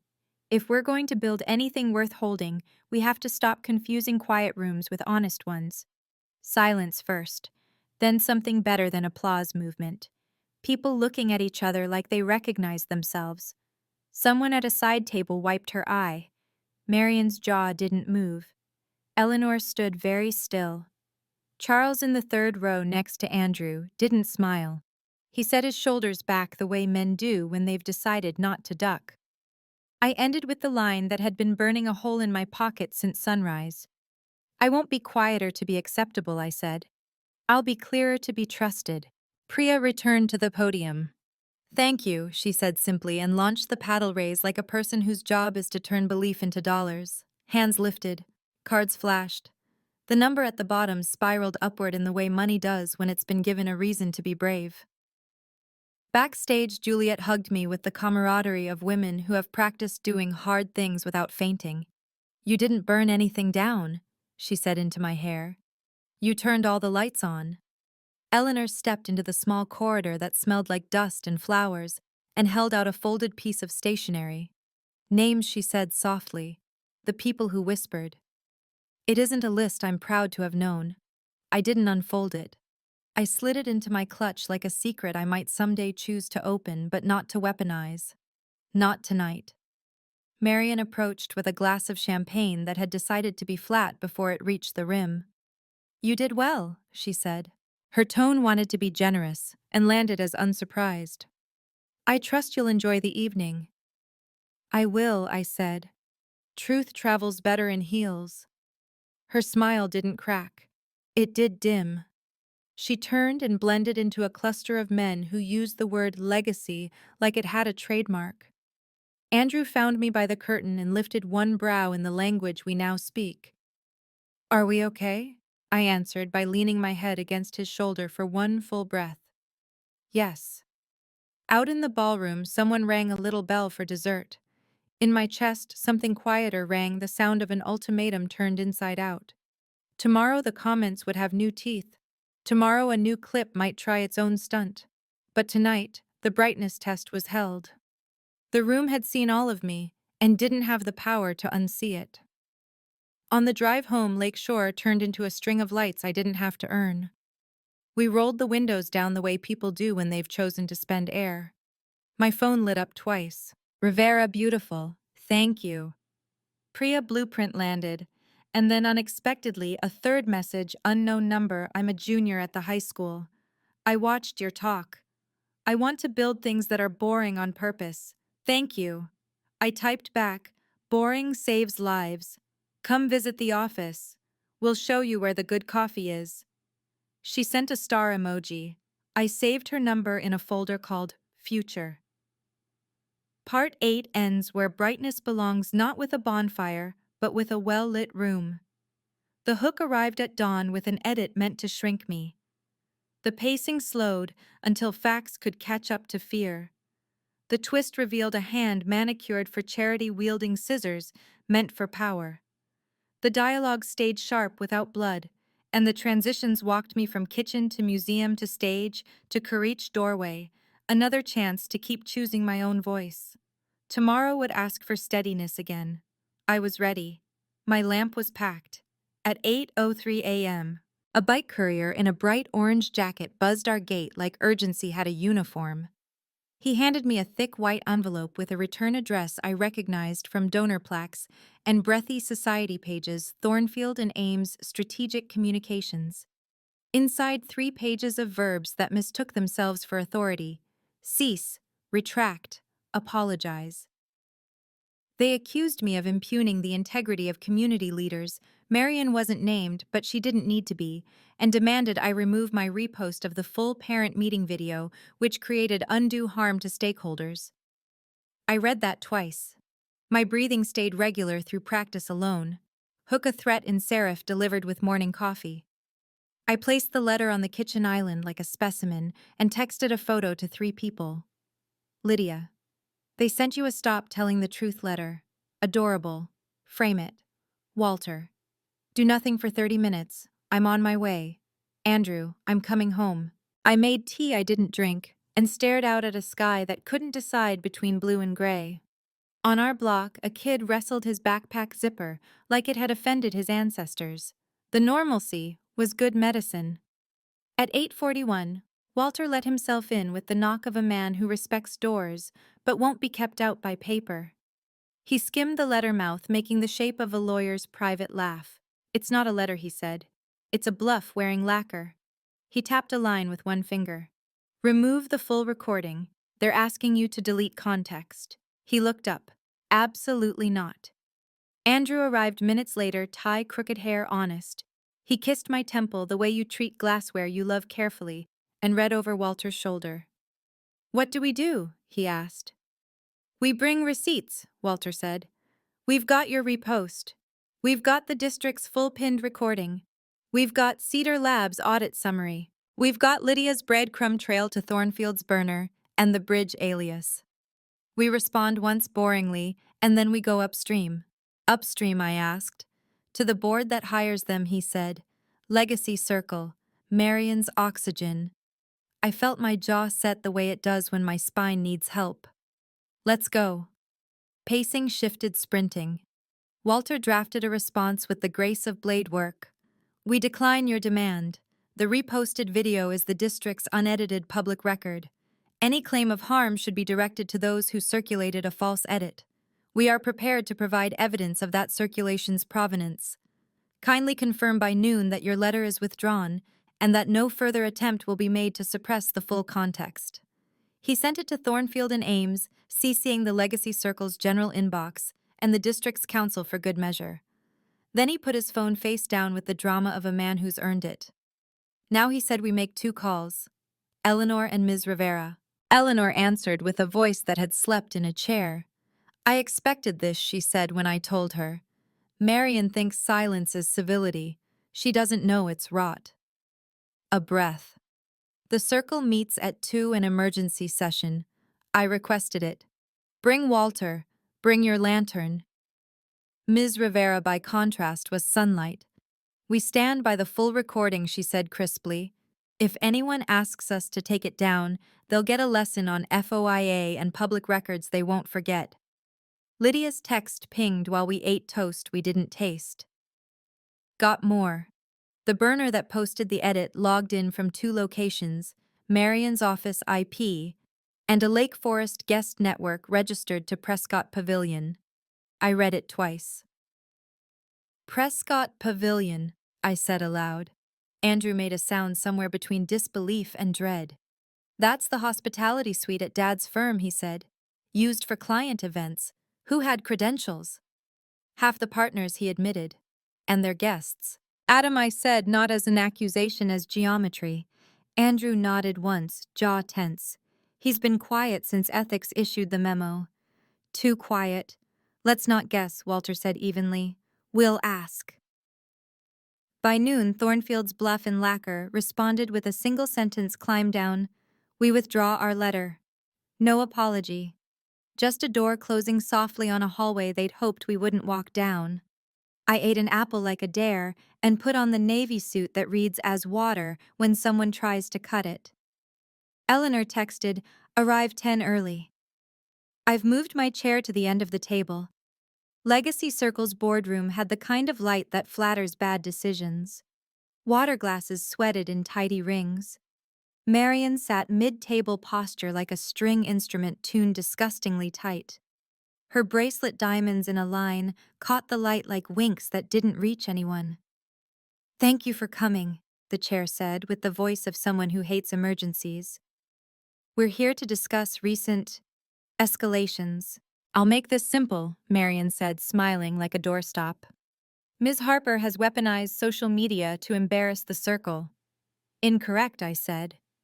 "Ms. Harper reposted a public unedited recording while someone you hired disseminated a deceptive clip." Walter slid a folder into the chair. "Timeline. Exhibits A through F," he said, including IP logs and a letter from the district confirming provenance of the full video. Marian's eyes didn't lower, which would have required humility.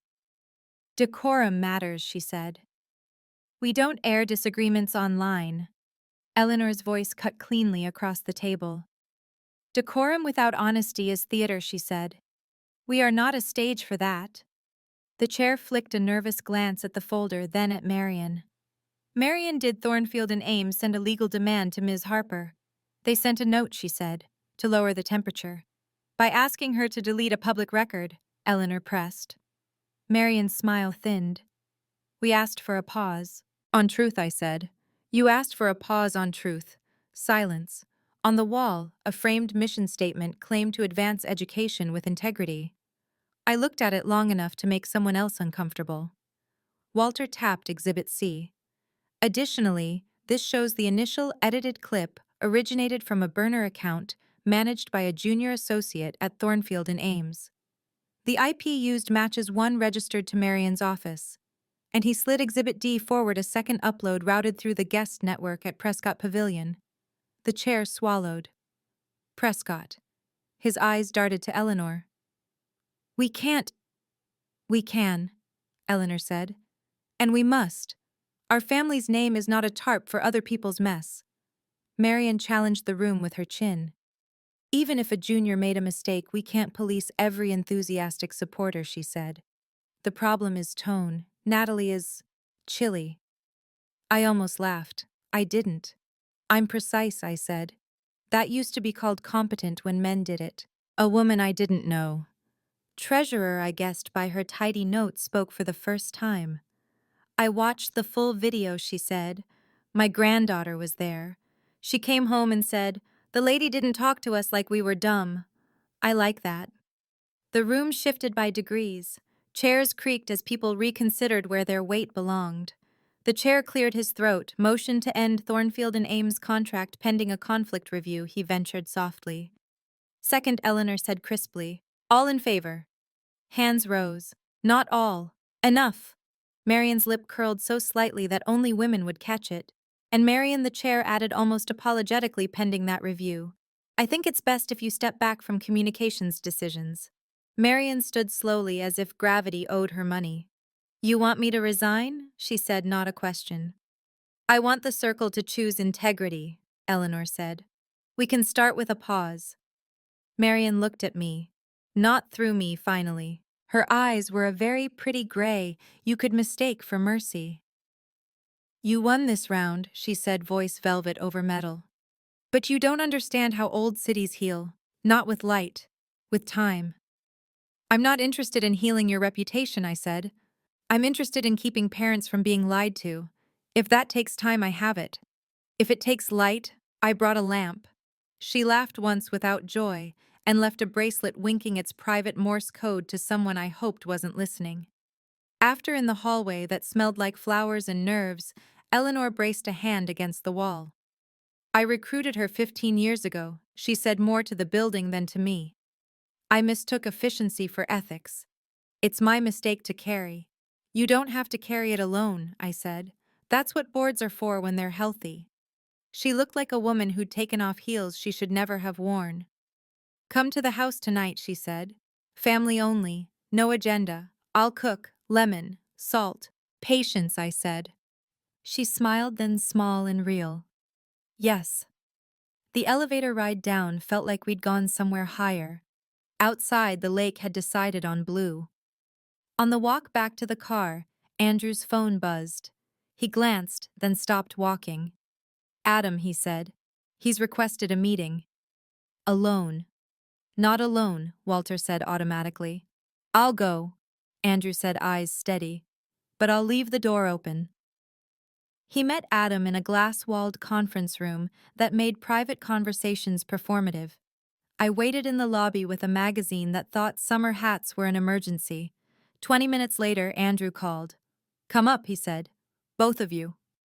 Adam looked smaller without adjectives. He didn't stand when we entered. His hands were folded on the table in a posture that read as if I did a thing I can't defend, and I'm about to try anyway. I didn't author the complaint, he said, first voice thin. But I forwarded a draft to a contact at Thornfield. I thought, pressure might make you reconsider your firewall demands. My body did the small, cold thing it does when the picture sharpens. You used my marriage to move your agenda, I said flatly. He flinched. I thought it would be harmless. A pause. On truth. Andrew said so quietly, it was almost kind. You asked for a pause on truth. Adam swallowed. I've resigned from the modernization work. I'll take a leave. Charles knows. He does, Andrew said.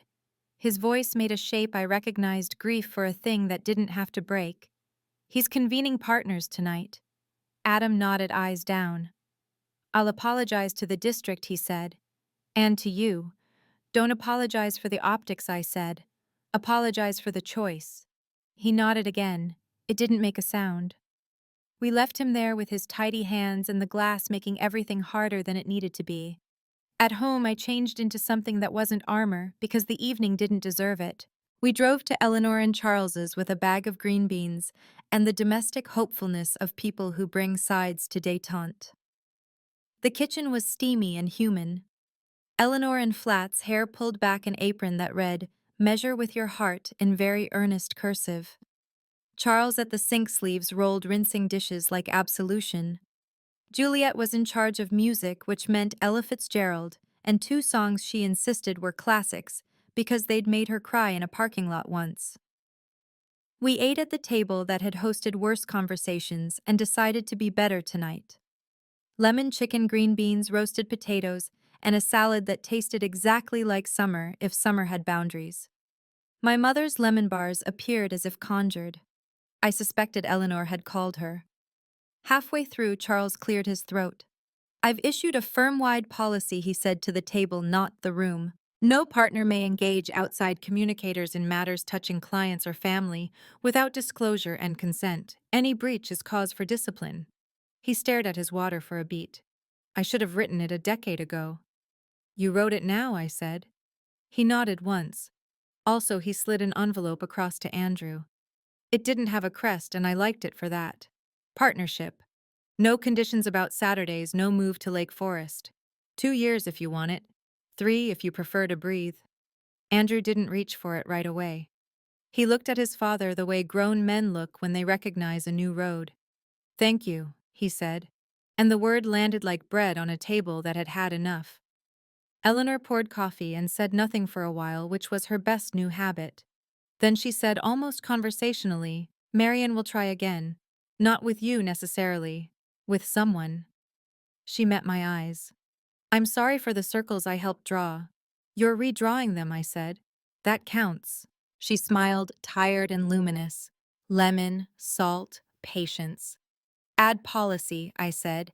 It's my new favorite spice. After coffee, Juliet dragged me to the porch to show me the stars she insisted you could see if you squinted. They're there, she said, triumphant. City stars. You have to agree to pretend. That's the contract. I'll sign that, I said. She leaned on the railing. For the record, I'm proud of how you spoke to Marion without setting the curtains on fire. You would have enjoyed a small flame, I said. Of course, she grinned. But this was better. On the drive home, we rolled the windows down and let September do its thing to our hair. My phone pinged. Ms. Rivera, Board of Education, wants you to keynote a district-wide PD day on data trust next month. Priya, I'm on the Circle's interim comms team. First order of business, publish a policy PR firms can amplify board narratives. Ever. Lydia, I ordered you a custom stamp, facts not fireworks. Use liberally. And then unexpectedly, a new message from an unknown number. My name is Ruth. I'm the PTA treasurer from the school. I filmed the clip that got edited. I sent it to a community advocate I met at a fundraiser. She said she wanted to help get the word out. I didn't know they'd cut it. I'm sorry. If you need a statement, I'll give one. I stared at the screen until the words made sense. The final missing link had a name and a job and a contrition that sounded like a person. I typed back, "Thank you for telling me. I don't want to hurt you. I do want to stop this from happening again. If you're willing, send a note to Ms. Rivera, one sentence. I shared the raw clip. I didn't authorize edits." That's enough. She wrote back sent, and I watched the full. You were right. Facts help. My daughter liked you. I blinked hard. Sometimes the room turns the lights up for you. Part 9. Could have ended there with a small, perfect circle. A mistake. Owned a policy, written a family dinner that didn't insult anyone's intelligence. But one more twist arrived quietly the next morning in a beige envelope that didn't announce itself the way important things never do. It was from LinguaMax's general counsel. Plain language, no adjectives. We have terminated our relationship with Thornfield and Ames. We are issuing a public apology to the district for any confusion our contractors caused. Additionally, we would like to contribute $250,000 to the district's literacy fund, earmarked to expand the pilot you lead with no branding or involvement from us. We recognize we attempted to win without building. I read it twice and set it on the table next to the photograph of my grandfather and the kite. He would have liked the part about no branding. He would have loved the part where we didn't spike the football. I forwarded the letter to Ms. Rivera with a single line, "Your call." She replied, "Will accept." Quietly, "Thank you." I took the sapphires out of the dish and put them on, not as a flourish, but as a reminder. Something oldies, something blue eyes, something learned absolutely. On the chalkboard wall in our kitchen, I made a new list under agreement held under pressure. Thornfield letter withdrawn, contract paused. Legacy Circle policy, no PR amplification. Prescott ethics plus comms policy, partnership no strings. District PD keynote, literacy gift, no branding. Ruth statement filed. Adam apology plus leave. US dinner where coffee tasted like relief. Andrew came up behind me and read over my shoulder. Add one more, he said. What I asked. He took the chalk and wrote in his unarchitect handwriting, "Room with the door open." I looked at him confused. That's what we made, he said. At the firm at the Circle at the district. You didn't kick anyone out. You opened the door and told them to walk through as better people. I let that land. He was right, and it felt like a vow we could keep. That evening I walked down to the lake alone, because water reminds me of how to be the size of myself. The wind was doing its effortless thing, making small trouble at the surface, and no trouble underneath. A kid nearby threw a stick for a dog that pretended to be surprised every time it came back. I thought about ontology's rooms, doors, light time, the many ways people try to take shortcuts around consent, the quieter ways we refuse. My phone buzzed with one last message. Eleanor Judge Whitaker asks if you'll join her for coffee next week. Not robes, flats.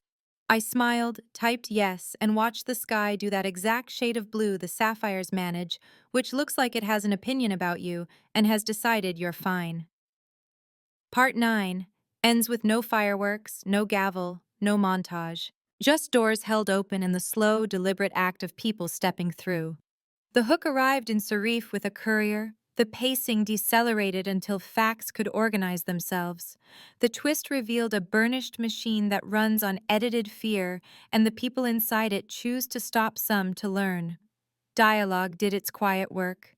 Transitions carried me from boardroom to porch to chalkboard like stages of a single breath. Tomorrow we'd put chairs on a stage for a district PD day and say boring words into microphones about privacy and tokens and logs. We'd talk about respect like it was a technical spec. And after that, after we'd taught and fed people and made more lists, I'd do the last brave thing this story asks: decide what to do with the power. We didn't steal, just refused to surrender. At 8:59 a.m., a hand shot up before I'd said my name. We were minutes into the district's professional development day, 800 teachers in folding chairs, thermoses like talismans, the air inside the auditorium all coffee and floor polish. The moderator had just introduced me as the woman who made an audit sound like a lullaby, which is not how I would have written it when a fourth-grade teacher in a denim jacket stood without waiting for microphones or ceremony. Before we begin, she called, voice clear enough to quiet a cafeteria. I want to know whether your marriage bought you this stage. Hook set. The room went very still. I stepped toward the edge of the platform so I wouldn't feel taller than anyone. That's a fair question, I said. And it was. Short answer, no. Long answer. I'm here because we invited strangers to try to break what I built for your students they didn't. Also because I refused a contract that would have let somebody else own my mind. I let it land, then added simply, I'm married because I fell in love. I'm here because I can do the work. Murmurs softened into listening. The teacher with the denim jacket nodded once satisfied, not by a performance, but by a sentence that didn't dodge. She sat. 800 shoulders loosened a notch. Okay, I said into the hush that comes when a room chooses you. Let's talk about safety, like it's a thing you can touch. I showed them the map, tokens that expire, salted logs. Why our answer to, can we collect that, is often no, and when it's yes, it comes with a paper trail. Rena from Cedar Labs had given me a pull quote I kept because it sounded like a promise. We tried to break their house. It's boringly hard to get in. I said that out loud and watched 100 small smiles bloom, the kind you try to hide at staff meetings. Then I told them something I had not planned to say. 3 days before my wedding, I was told to sign away my work to be allowed to become a wife. Later, when I spoke to parents, someone cut my sentence to make it look like I didn't care. Those are two ways people try to write your story for you. I looked for the denim jacket. Found it. I stopped both. That's why I take this mic seriously. Applause started somewhere honest. It didn't roar. It built. Teachers are careful with their hands. When it eased, I gave them the line I had been polishing for weeks. Trust isn't a vibe. It's a policy you can read. Behind me, the slide changed. District Data Trust Charter Draft. 5 bullets. No adjectives.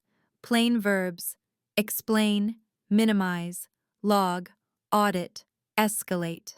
Every verb is a habit. Ms. Rivera in the front row tipped her chin like a person who had waited too long to see a sentence stand upright. Judge Whitaker rose back, wrote something down like she was carving it into thin air. Eleanor sat with her flats tucked under her chair and her mouth in that new shape she's learned that means she is overwhelmed and also very still. We broke into sessions. Questions receded from what if to how do I. I skipped the green room and stood in a hallway where someone had taped butcher paper for spillover Q&A. Hands raised. I answered until I needed water, and then answered again. Someone asked if we could publish our anonymization protocol. Yes, I said. A PE teacher wanted to know if we would build in reminders for screen breaks. Also yes, I said. We can code care. By 11, the morning had turned into the kind of tired eye likeages worn spine straight. In a corner by the trophy case, the denim jacket teacher cornered me and grinned. You didn't flinch, she said. I appreciate that. Me too, I said. Flinching is for fire pits. She laughed and passed me a granola bar like a blessing. Backstage, Ms. Rivera closed a folder and handed me an envelope. "We'd like you to co-author the charter," she said. "Publish it as district practice. Put your name on it or don't care. I care that we can point to it when somebody's cousin in tech says what you're doing is impossible." "Deal," I said. "And the name on it will be ours. The district's. I'll be a footnote that says, 'Call me if this breaks.'" She squeezed my arm, which is Ms. Rivera's version of a hug. "You can also just come over for coffee," she said. "I live 2 blocks from your new house." I laughed. The city keeps getting smaller in the best way. In the afternoon, I sat on a panel with a librarian who treated books like relatives and a counselor who could calm a gym full of 12-year-olds with a stare. We answered questions about consent forms and opt-outs, and what to do when a parent's fear isn't logical. "You don't need to win the argument," the counselor said. "You need to be there next month." I wanted to embroider it on a banner. After the last session at the table where handouts go to retire, a man in a blazer that tried too hard introduced himself as a legislative aide. "The state Senate is drafting a student data privacy bill," he said. "Your line about policy you can read, we'd like you to testify." "Yes," I said, before my better sense checked the calendar. "Then I won't do theater." He nodded like a person who is often given cake when he asks for broccoli. "We'll send questions in advance," he said. "We want boring." "Good," I said. "I have an abundance." On our porch that night, the lake did its low hum, as if the city were settling its bones. Andrew set 2 cups on the railing, sat and listened as I told the day. He laughed at the granola bar. He swore politely at the aide's tie. He kissed my knuckles when I mentioned the first question. "Proud of you," he said, also proud of the denim jacket. "You should be," I said. "She saved me from giving a speech to a room that wasn't ready." She made it ready. He looked out toward the water. "Dad called," he added, voice shifting into the family channel. "Partners' dinner next week. No agenda listed, which is agenda enough." I sighed. "Bring your own agenda." He smiled. "That's the plan." The next morning, a courier delivered a thick white envelope that didn't advertise itself because important things have learned not to. Inside, a set of recommendations from a coalition of districts that had watched the PD stream. A sticky note on top in Ms. Rivera's hand. "You started a thing." I read them at the kitchen island, the light in our new house practicing its morning routine. Juliet texted at the same time, "Marion is unusually quiet. Check the Tribune op-ed page." I did. "When optics become obstacles," the headline read. The author, M. Thornfield. The thesis contrition in the key of foundation speak, but unmistakably got our method wrong. We confused legacy with immunity. We're learning. She'd never used the word apology, but even in gray the sentence held. At the bottom, anonymous donations will support literacy without attribution. Lydia texted a screenshot of the byline with growth and 3 popcorn emojis. I wrote back, "Less spectacle, more checks," and left it at that. 2 days later, into the quiet that often follows a crescendo, the last person I expected to hear from asked for coffee. Adam Andrews said checking his phone wants to come by. Not to the office, to the house. I poured 2 mugs and set a third on the table, unsure if I was prepared to feel anything beyond professional tolerance. He arrived early because remorse does. He looked 10 pounds lighter in a way that wasn't about numbers. He didn't sit until we told him to. "I've drafted statements," he said. He slid 2 envelopes across the table, one for the district, one for Priya. Not to save face. To be accurate. I forwarded that draft to Thornfield. I thought he stopped, perhaps because he could hear how flimsy the thought sounded even in his mouth. I thought pressure would fix speed. I forgot the cost. He didn't look at me when he said it. He looked at Andrew. "I caused harm because I wanted my calendar to move," he said. "I'm sorry." "Thank you," Andrew said. 2 words flat and heavy enough to hold something new. Adam turned to me finally. "If you want to make any part of this public, I won't block it."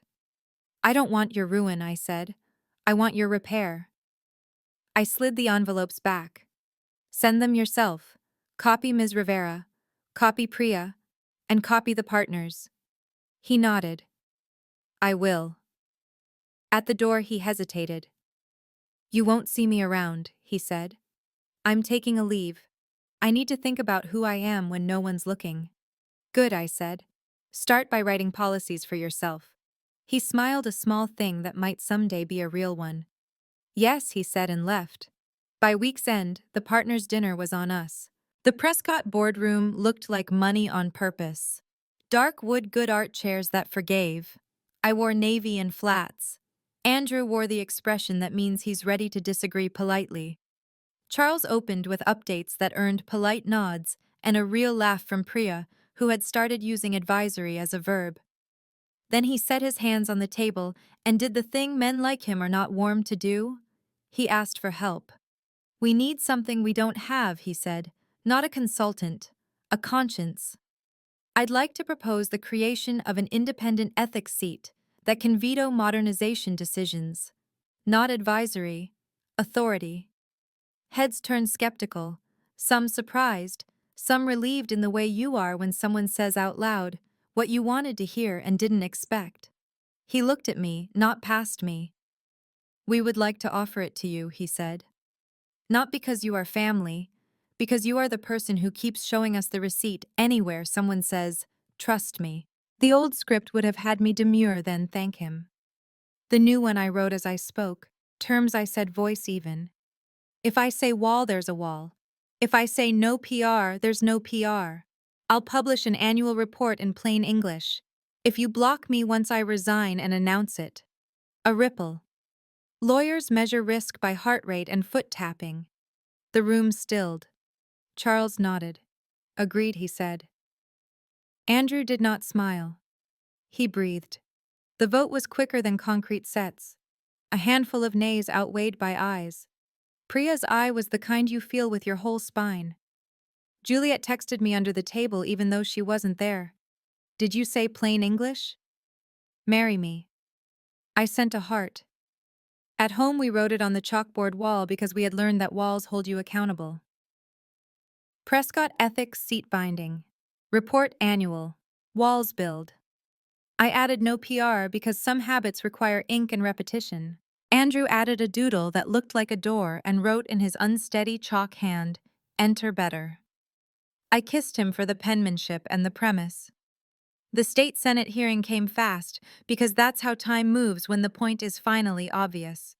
The room was small and too bright. The microphones were too sensitive and the nameplates were trying hard. I told the panel the same boring things I told the teachers. I handed them the District Data Trust Charter we'd published, with Ms. Rivera a one-page document that read like it wanted to be laminated. A senator in a tie patterned with tiny cornstalks asked me why we should codify what good actors already do. Because rules are for when you're tired, I said. They catch you when you forget to be admirable. After in the hallway, a reporter asked if I had a comment for parents who still feel uneasy about tech. I said, they're allowed. Our job isn't to soothe them, it's to show them. She looked disappointed and then wrote it down anyway, which is one way integrity wins. I thought the hearing would be the crescendo. It wasn't. Crescendos rarely announce themselves. The ending came quieter, not with a gavel, but with a kitchen. We had Eleanor and Charles over for the next Sunday kind of dinner the card had tried to mandate months ago, and we had instead chosen. Our table looked like a healthy argument turned into food lemon chicken, a pile of green beans and a salad that taught dressing to behave. My parents brought rolls that tasted like the world's home. Juliet set the music to something with horns. We ate and didn't mention anything that sparkled. We told jokes that had no real punchlines, and laughed anyway, because none of us were performing for a jury. After the plates, Eleanor pulled something from her bag recipe card in her neat hand. Lemon, salt, patience, policy. She slid it across the table like a truce. I'm teaching myself to add the last one first, she said. I put it on the shelf by the photograph of my grandfather and the kite. He would have liked the order, I said. Charles poured coffee black and cleared his throat. I said something to the partners I haven't said at this table, he began. I told them I'm proud of my son for not choosing my chair. I'm trying to be the kind of man who can say that without choking on it. Andrew stared at his hands the way you do when you love a sentence and it scares you. Thanks, Dad, he said. Eleanor turned to me. I spoke to Marion, she said, and I watched her mouth for signs of old muscle memory. I didn't see it. She's funding quietly. She asked if you would meet a group of women who sit on boards and are tired of managing reputations. They want to learn the difference between secrecy and privacy. You can bring me, Juliet said from the doorway carrying a stack of plates like a punctuation mark. I'll be your AV. No one cuts our mic this time. We all laughed. It felt like laying a brick correctly on the first try. On the porch after coffee, Charles stood by the railing and looked out at our block, like it was a case file he'd decided to close. Walter told me something years ago he said to no one in particular. He said, "Power is just choices that survive." He glanced back at me. "You keep making yours survive." "I write them down," I said. "It helps." He nodded, and for a reverent second, I thought he might hug me the way men who were not raised to do it sometimes do. He didn't. He took a breath and patted my shoulder twice. It translated. When they left, when the dishwasher hummed its practical music, when even Juliet decided to go home instead of reorganizing our spice shelf alphabetically, as a love language, Andrew and I stood in the kitchen with the chalkboard wall and a piece of chalk that always leaves dust, no matter how careful you are. What now, he asked, not as a challenge, as an opening. I drew a box, not a wall, a frame, and wrote inside it, belonging equals showing up plus receipts. Under that, no more ultimatums, only terms.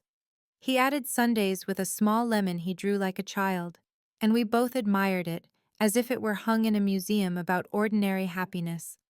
A week later, the district board voted to adopt the Data Trust Charter as policy. They named it after no one. I was proud of that absence. Ms. Rivera texted me a photo of the laminated copy posted in a school office. A handsome one's mother, you could tell from the ring resting on the corner. It made me cry in a way I didn't announce to anyone. The Senate bill moved out of committee with amendments that didn't ruin it. Priya sent me a late-night Slack that said only, "Walls up, doors open." We started calling our approach the open door rule without thinking about branding until Lydia printed me a stamp for my desk fax, "Not fireworks," around a tiny door. I used it once on a sticky note and then realized it was too cute for the work, so I put it on the chalkboard so it could be a joke instead of a sentence. In December, a box arrived from a return address I recognized, M's Thornfield. Inside, a single line on heavy paper, "Anonymous gifts made." I prefer the shade, as it turns out. I showed it to Eleanor, who laughed and wrote, "Shade is growth," in her phone like a teenager. We live in strange times. The last thing that needed to happen happened without witnesses. I was early to a meeting at the firm and cut through an empty conference room to avoid a cluster of men laughing at nothing. On the table lay a binder open to a page that could have been a ghost in another life, intellectual property proposed clause. My skin remembered a room, a blue cover, a Mont Blanc. The line I know too well, "Any work conceived during the marriage shall be rebuttably presumed." I took out my pen and drew a line through the sentence. I didn't write a replacement. I wrote 2 words in the margin and left the binder as I found it. Consent. Or nothing. No one saw. No one needed to. Some edits are for the person who needs reminding, and that day it was me. The morning the Senate bill passed, it snowed early, thin undecided flakes that the city ignored. Andrew called from his office and told me in a voice that had forgotten to be careful. I put on my coat and the sapphire earrings, because tradition belongs to whoever tends it, and walked to the lake to tell the water what we had done. A father knelt on the path to tie a child's shoe.